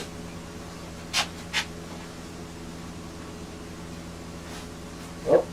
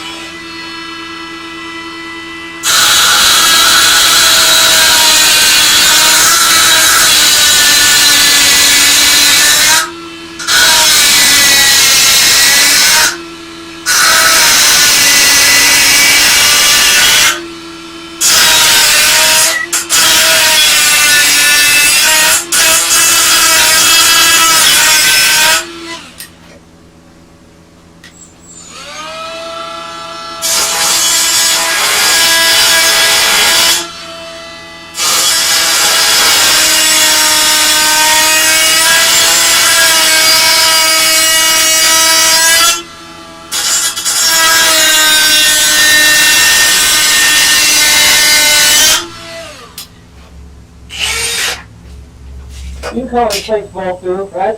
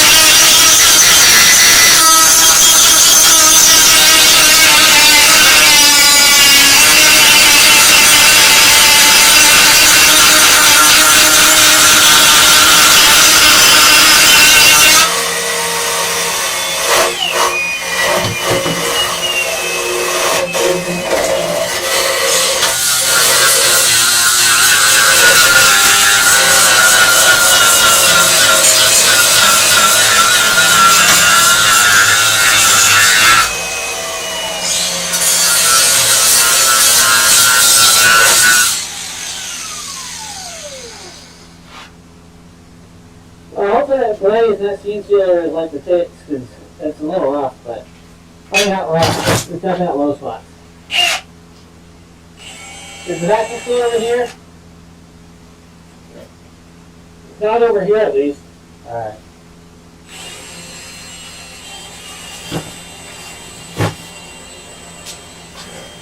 Put that back to lower.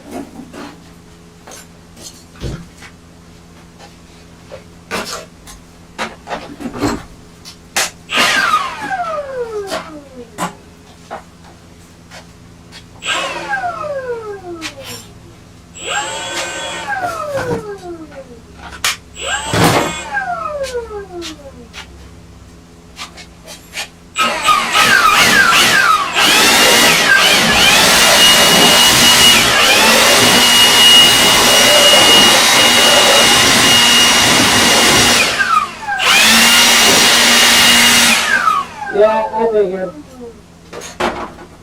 Some flakes on some damp primer. It's not leaving on its own.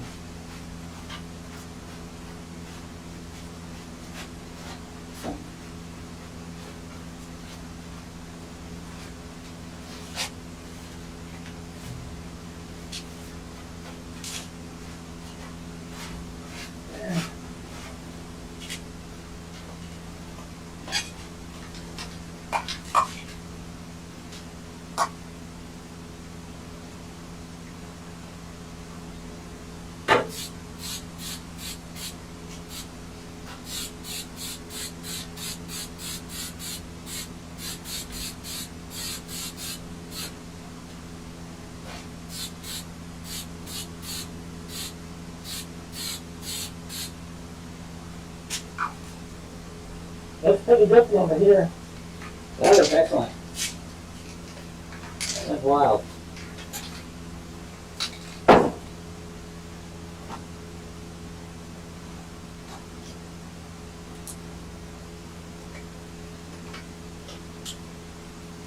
Alright, back to the handy cam.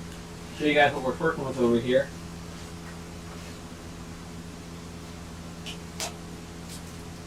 So, hopefully you all remember those holes from earlier, because you definitely can't tell now. Look at that. Holes be gone. Seriously, I didn't even like Bondo or sand this really. We hit it with an angle grinder and a flat disc and hit it with some paint. Now they're gone. At first you can kind of tell, but with the paint being flat, it doesn't really show the ridges too bad. It looks, like on camera it looks perfect. There were holes there. We turn over here. This was full holes. There was like 12, okay, just kidding. There's like 7 holes here. And now there are none. And right there where we fixed it, look at this. Fixed. There's still some 10 holes that the glaze should take care of. It'll come on the back side, clean it up a little bit on the back as well. But after we glaze in like our weld line here and seam seal some of that, kind of blend that down a bit better, that should look fantastic. There you go, that hole's gone. And it's smooth. Those 3 holes. Yeah, those holes are gone. That kept blowing out like worse. I don't know what I'm going to do about that. Probably with the die grinder. And then same thing. That back corner looks like a big poop. And that back corner looks like a big poop. Those will probably be die grinder back down. But look at that. Like, it's all looking smooth. And like I said, we're replacing that whole area of the strip. But eventually, all should happen like that. All these other small holes will be gone. That big nipple and that big nipple over there should be gone. Because we're going to tuck our brake lines up. That may be here now. You Turkey can Goblin give the people a quick preview. said, Check and see our package looks great. Here. By preview, you mean the exact same preview you just gave them? Yeah, just be like, see, look, looks great. Just They're loving it. Give them more. Some Give good them old more. B-roll shots.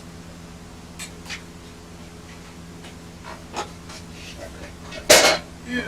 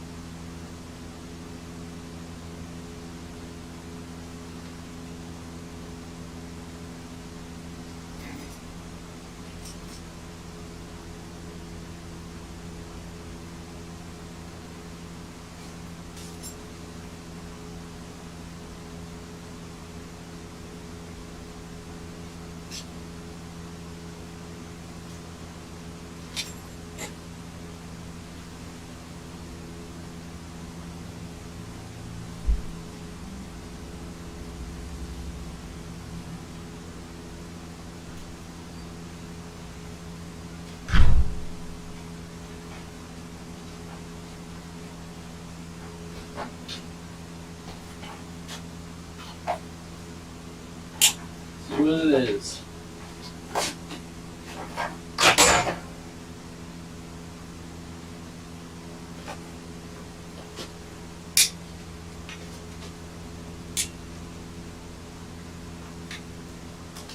Have to slice my own insulin cord off.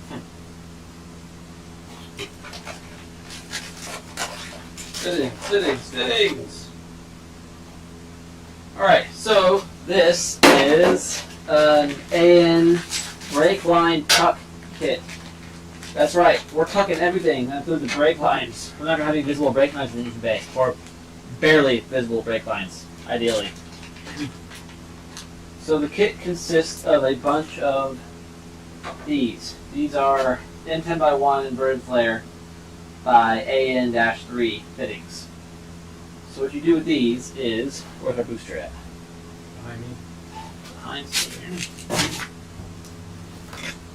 Oh, the Miata booster too to go the other way. Oh. Even easier to hide. Okay, so I guess it's important to put it on there. So our brake boosters, masters, etc., all facility brake stuff is N10x1, which is what this is. So you screw that in there. To our master in this case. That is now an AN3 fitting. If I put this in here, like such, we can now take some of these. These are AN3 brake line, I think compression fittings technically. Really has So to there's be. a little fitting here. It's got this little guy in there. Where's the commercial now? As far as I'm aware, it's my first time even playing with these. So that fitting is in there. I'm going to do it out of the car for clarity. We should be able to put this little thing on a brake line. It goes like that.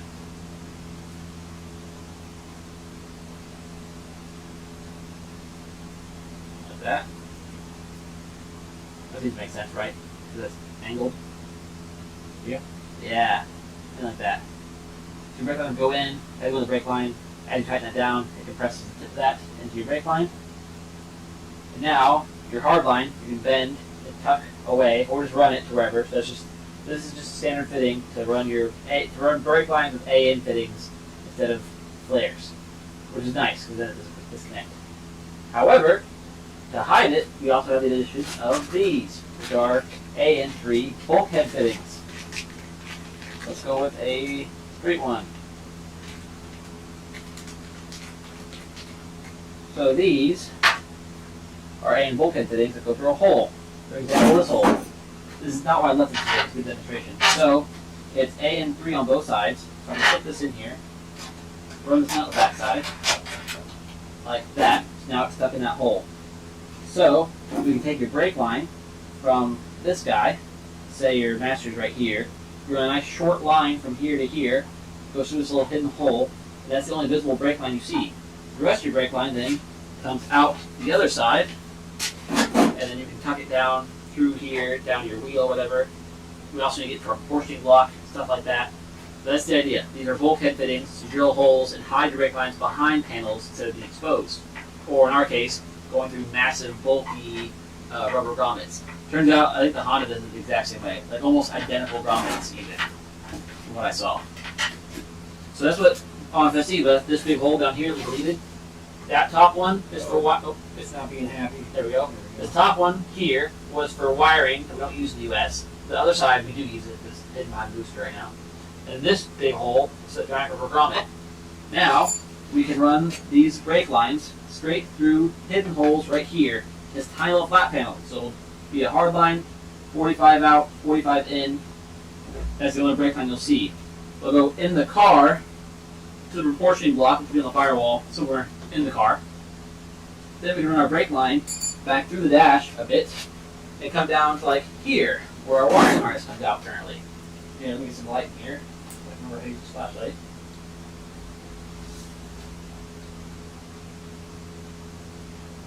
Down here, this is where the wiring harness is coming out.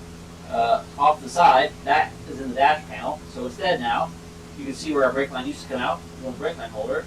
It'll now come out right here with our bulkhead fitting, pointing like angle 90, or just angle straight like this. And now we have our brake line adapt off of that down to our caliper, which is very neat. So all the brake lines will be hidden inside the car. You won't see any of those. You will only see these 2 short lines going into the firewall. Could also put the compression valve in the cowl or something silly. Up here, I just want to put everything in the cowl. It's so, I know, so well, much wasted we gotta- space. we gotta figure out what fits first. Chris makes CNC aluminum panels that cover that hole. Maybe we can leave that hole. We get a nice CNC panel. Mhm. This one has to be leave. This is just too big of a panel. But that one gives our hand access at least. And then we cut like a hole here, maybe, to get hand access again. But our wiper linkage still has to drop down and come into this area. So there's only so much that we can use. We can definitely run the brake lines up to it to go over. Or in the dash, because the prop block. So we still have to get the rears to go back at some Yeah. point. Oh, you can't see shit because of the rain guide. It would also be, since the rears come up like right here anyway, it'd be nice to put the prop block like right above this, or right back in this area, and the rears just come right here. Because they already do. So right here's our rears. What if you just mount the portioning block right there? It's still hidden. Right where here? Yeah. I think the wrapping did. Well, slightly above it. Yeah, the only thing that mounts here is a bracket. We would make an master 50 with a proportion block in there.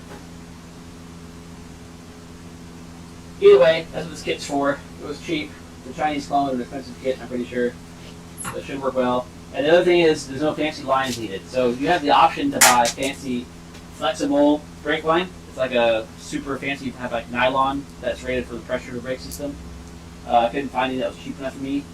But you can just use hard line. This stuff is meant to use just standard 3/16 line, which I have a big roll of copper nickel line, which is going to A, look nice and A, the copper colors that are great with our gold accents, and B, easy to bend. So we should be able to get like a bending tool or let's print a little bending guide, get like perfect little 5s for the hard lines.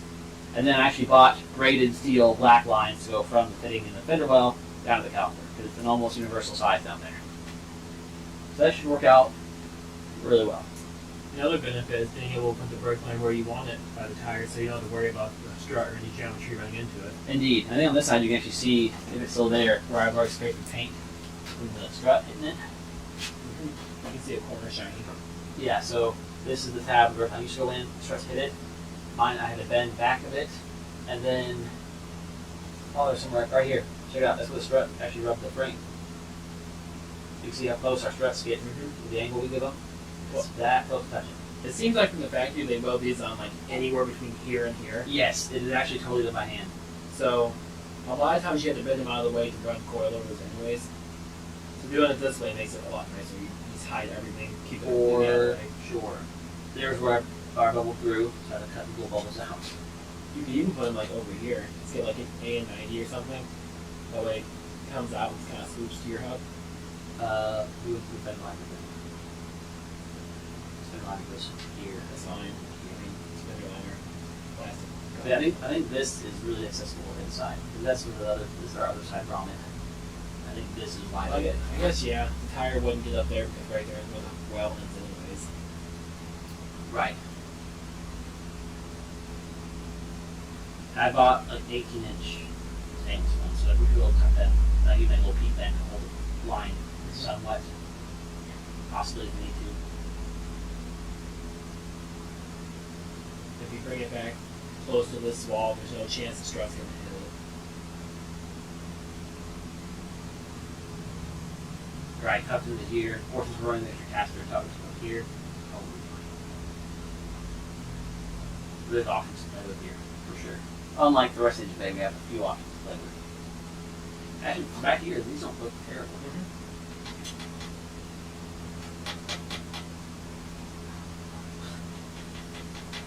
Almost. You hear it go. I mean, it's probably pretty thin how much you can put on it. That stuff goes pretty cool. Do you move it in with here? And this looks pretty good for the back. Actually looks great for the back and the front. So there's no worry about making this too weak, but I think that looks totally fine. Considering it was just 6 spot welds. Obviously the metal could be compromised for heat, but I don't think it's going to be a huge deal for us. Worst case, it breaks and we do all this over again. Yeah, right? No big deal. How dare you put the heat on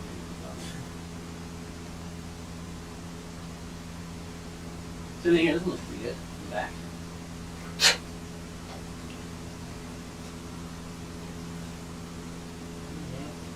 I'll turn it up.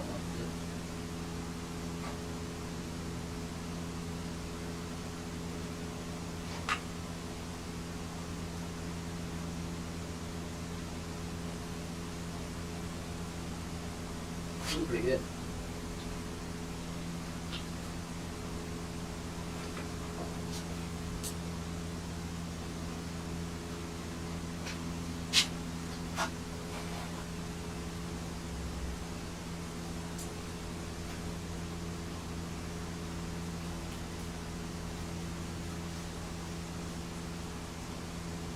For how big of a project it was, we gotta make a pretty good time. Yeah. I mean, it might not look like we've done too much, but again, it's a lot of stuff. I'm trying to think ahead, 6 steps ahead Right. before we do anything. We blow our panel on Yeah. today before you have to leave. It's only 5:46. Yeah. We got 30 minutes. give or take. Yeah. We call that the end of the stream for today, and then for the rest of the evening we work inside, maybe on the wiring diagrams for the fuse box. Figure out where the heck our Mac valve's gonna go. Somewhere on the engine.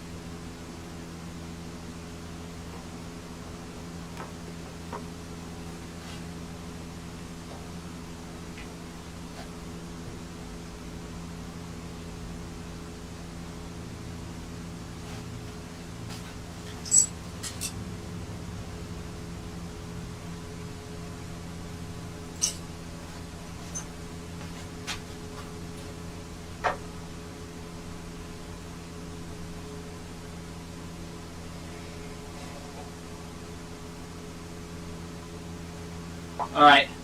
There's where we're filling in next.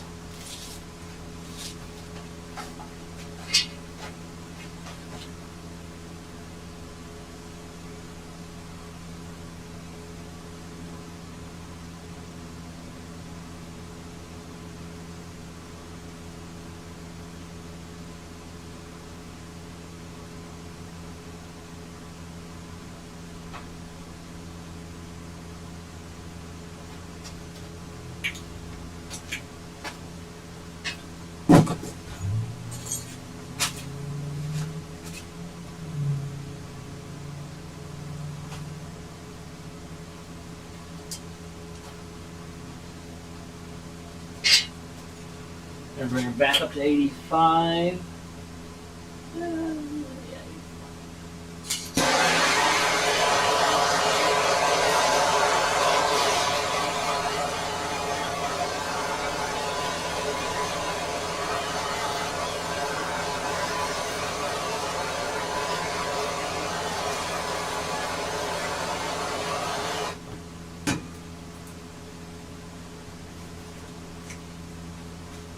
All right, look alive, Stephen.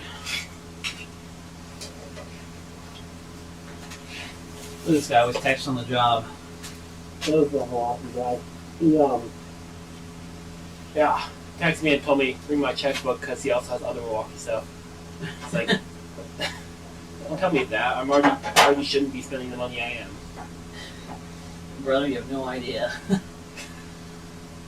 got you good. You got your number sheet. The good thing is I don't think I need anything else Milwaukee. Maybe a couple batteries at most. But in terms of like actual tools, I think I'm pretty happy with what I'm getting and what I already have. Good. You sure I put my mask down? Because the only thing I really wanted was that 3H drive impact. And I bought that separately. And I just wanted this lot because there's a die grinder and the M12 batteries I need. right. So.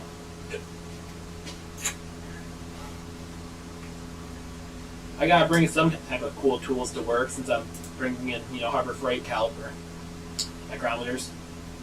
Gotta offset the shame. You want that set back? What's that? The ones you left here? I left some here? Yeah, a long time ago. You know where Fast they're enough. at? Yeah. Said, Sure. you can never I didn't have know I enough left the set tools. here. Oh wait, I think I left my really nice 3 to 4 inch one. Or 2 to 3 inch. The one that I bought for oh no, that's not it. Wait.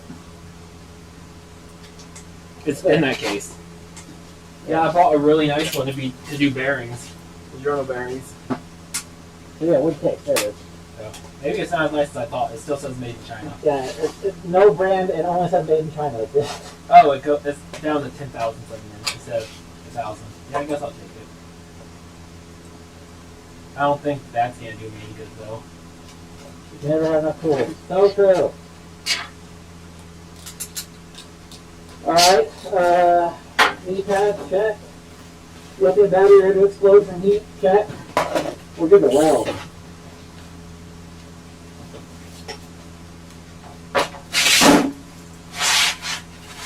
Camera angle looks pretty good.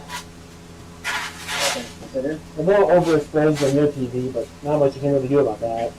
Yeah, just TV. Get that.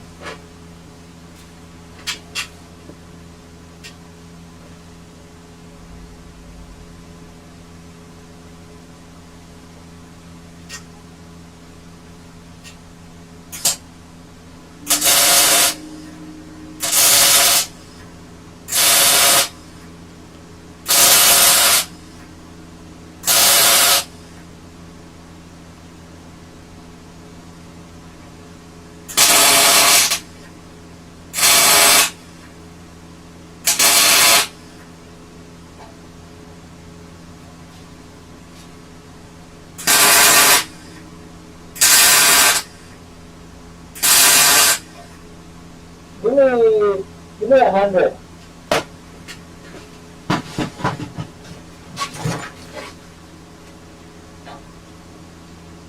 Yeah, 104. Alright.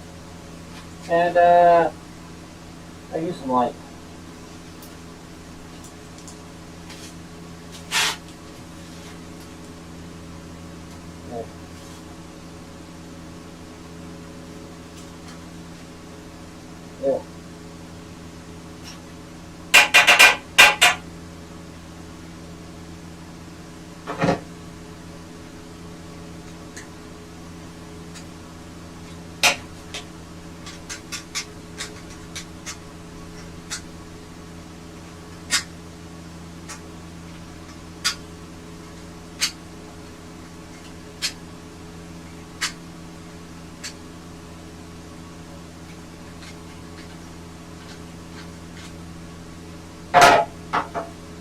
After this one, there's no one. There's another keep.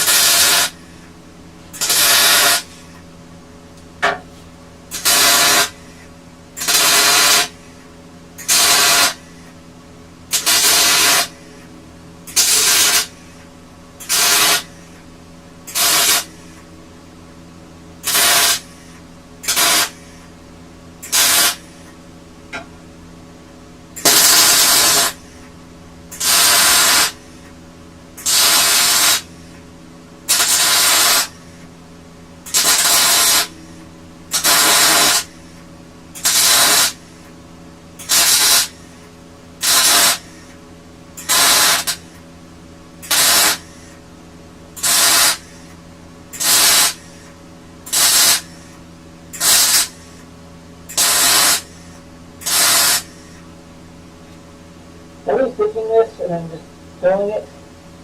You can, whatever's easiest for you. In terms of welding, like, grinding stuff pretty and coning is easy. I mean, I tried to do an inch, and then you fill it, and you solid welding it. Then it was just a shitload of weld.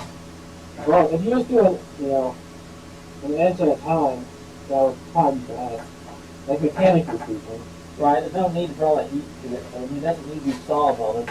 But I look at that, and that's the most waterproof. But you have seam seal. Right.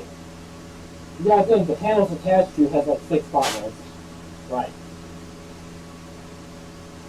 It's hard to make it look smooth, I think. I don't know if there's a seam seal, I know how well does it caulk. This edge would caulk easily from the inside edge. Yeah. Maybe here and here they're more solid. I'll be playing with it.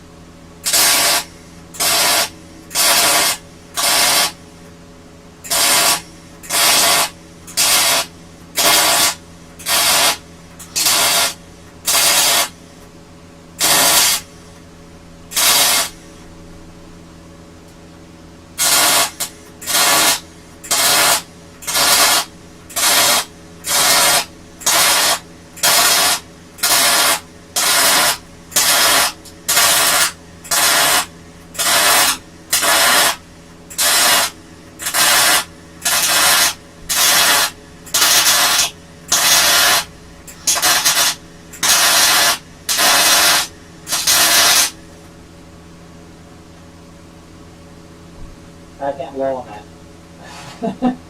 Just do it harder. Or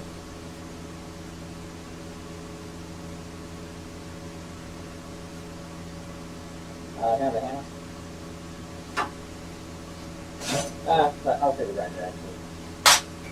And that's at least a milk. Yeah. Oh, on ears. I can plug mine. Alright. Gonna knock that down, see how it looks.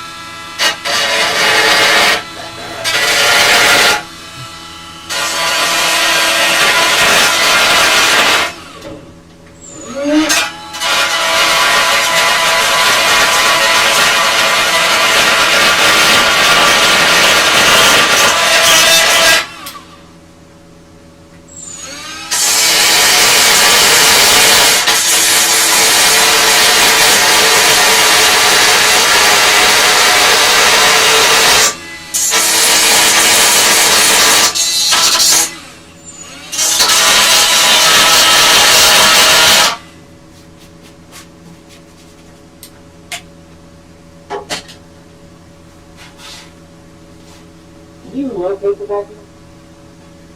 It's over there. So...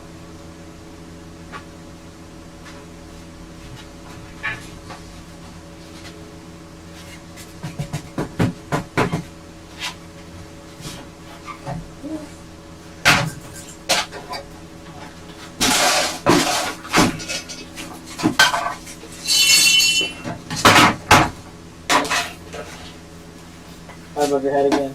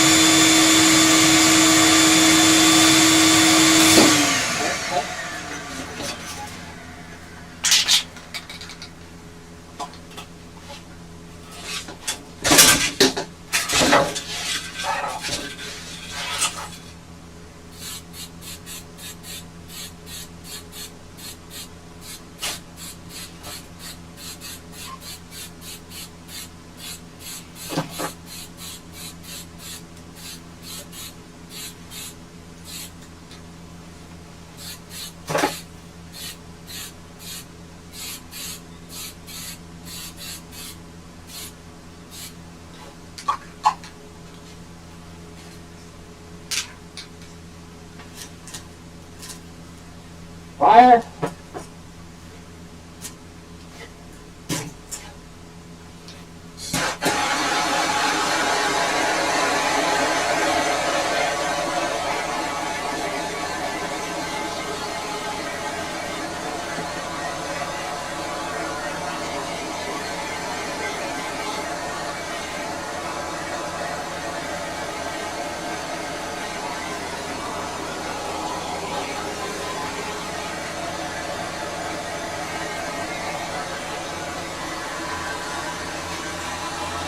Oh yeah, the fun parts.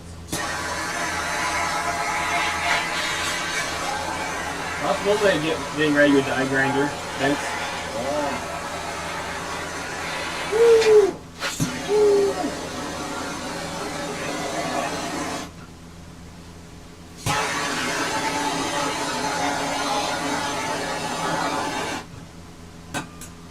Alright, enough of that.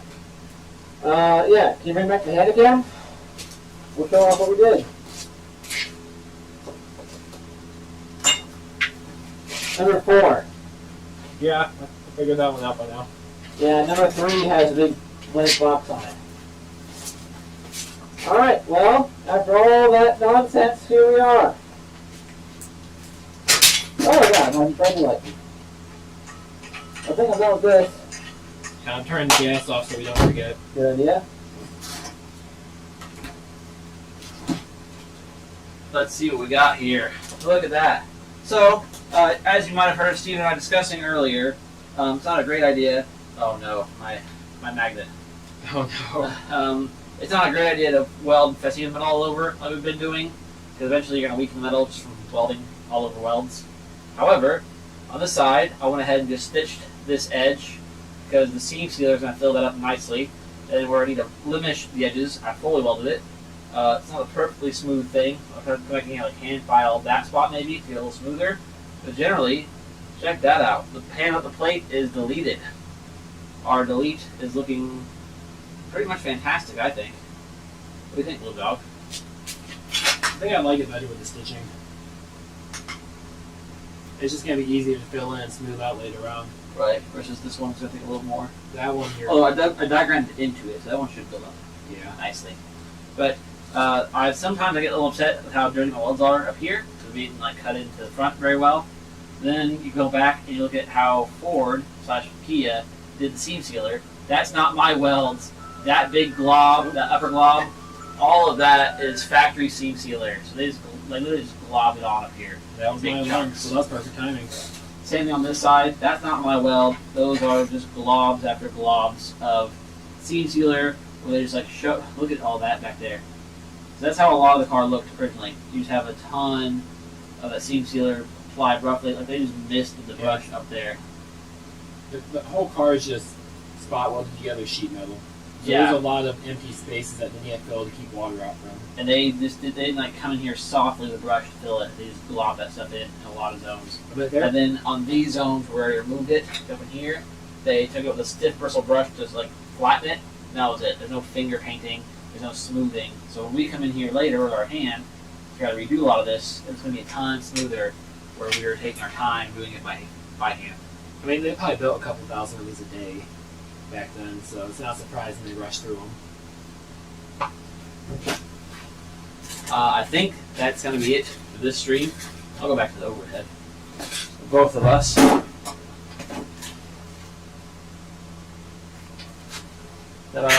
Alright, so that'll cover it for this stream. However, we're not done for the day. Steven has to go run to do an errand, and he'll come back after that. Possibly spend the night with inclement weather and the fact that we just got a fresh generator. We're kind of prepared for this winter storm coming our way. But that's not going to start till like 4 a.m. So, I think what we'll end up doing is probably working on the wiring harness diagrams. Since, I'm going to turn this fan off so I can hear it better. At least for myself. If I do spend the night, I will have to run home and kind of tell Sarah what to do if anything happens. For sure. A little wire wheel on my kneecap real quick. I'm pretty sure I got some die grinder bits in my sock. It is very annoying right now. Yeah. Those things are sharp as heck. But we're basically done out here for now. The correct fittings for my fuel lines will be here next week, so we'll be finishing that soon. We can probably get most of the way done as is the next few days. But we're going to finish up in here first, I think. Finish the firewall holes, and then finish grinding and painting off the last bits before we start doing the actual smoothing with the steam sealer. Generally, the whole thing looks pretty good. That's like, I'd say we're 70% done with the base shaping at this point. Panels still over here is going to be bolt on. This fix is going to suck. And then smoothing in all of this is going to be rough. But smoothing the rest, I think, where it's inside gaps is going to be pretty simple. Honestly, we're probably not going to get to the seam sealer and stuff until after we get the harness runs, figured out. Yeah, probably so. Because that's going to take a long time to actually sand. It's all going to be hand sanding when we start putting the filler in. It's really good though. Depending on how good you want it to look, we could be going down to 600 grit. Right.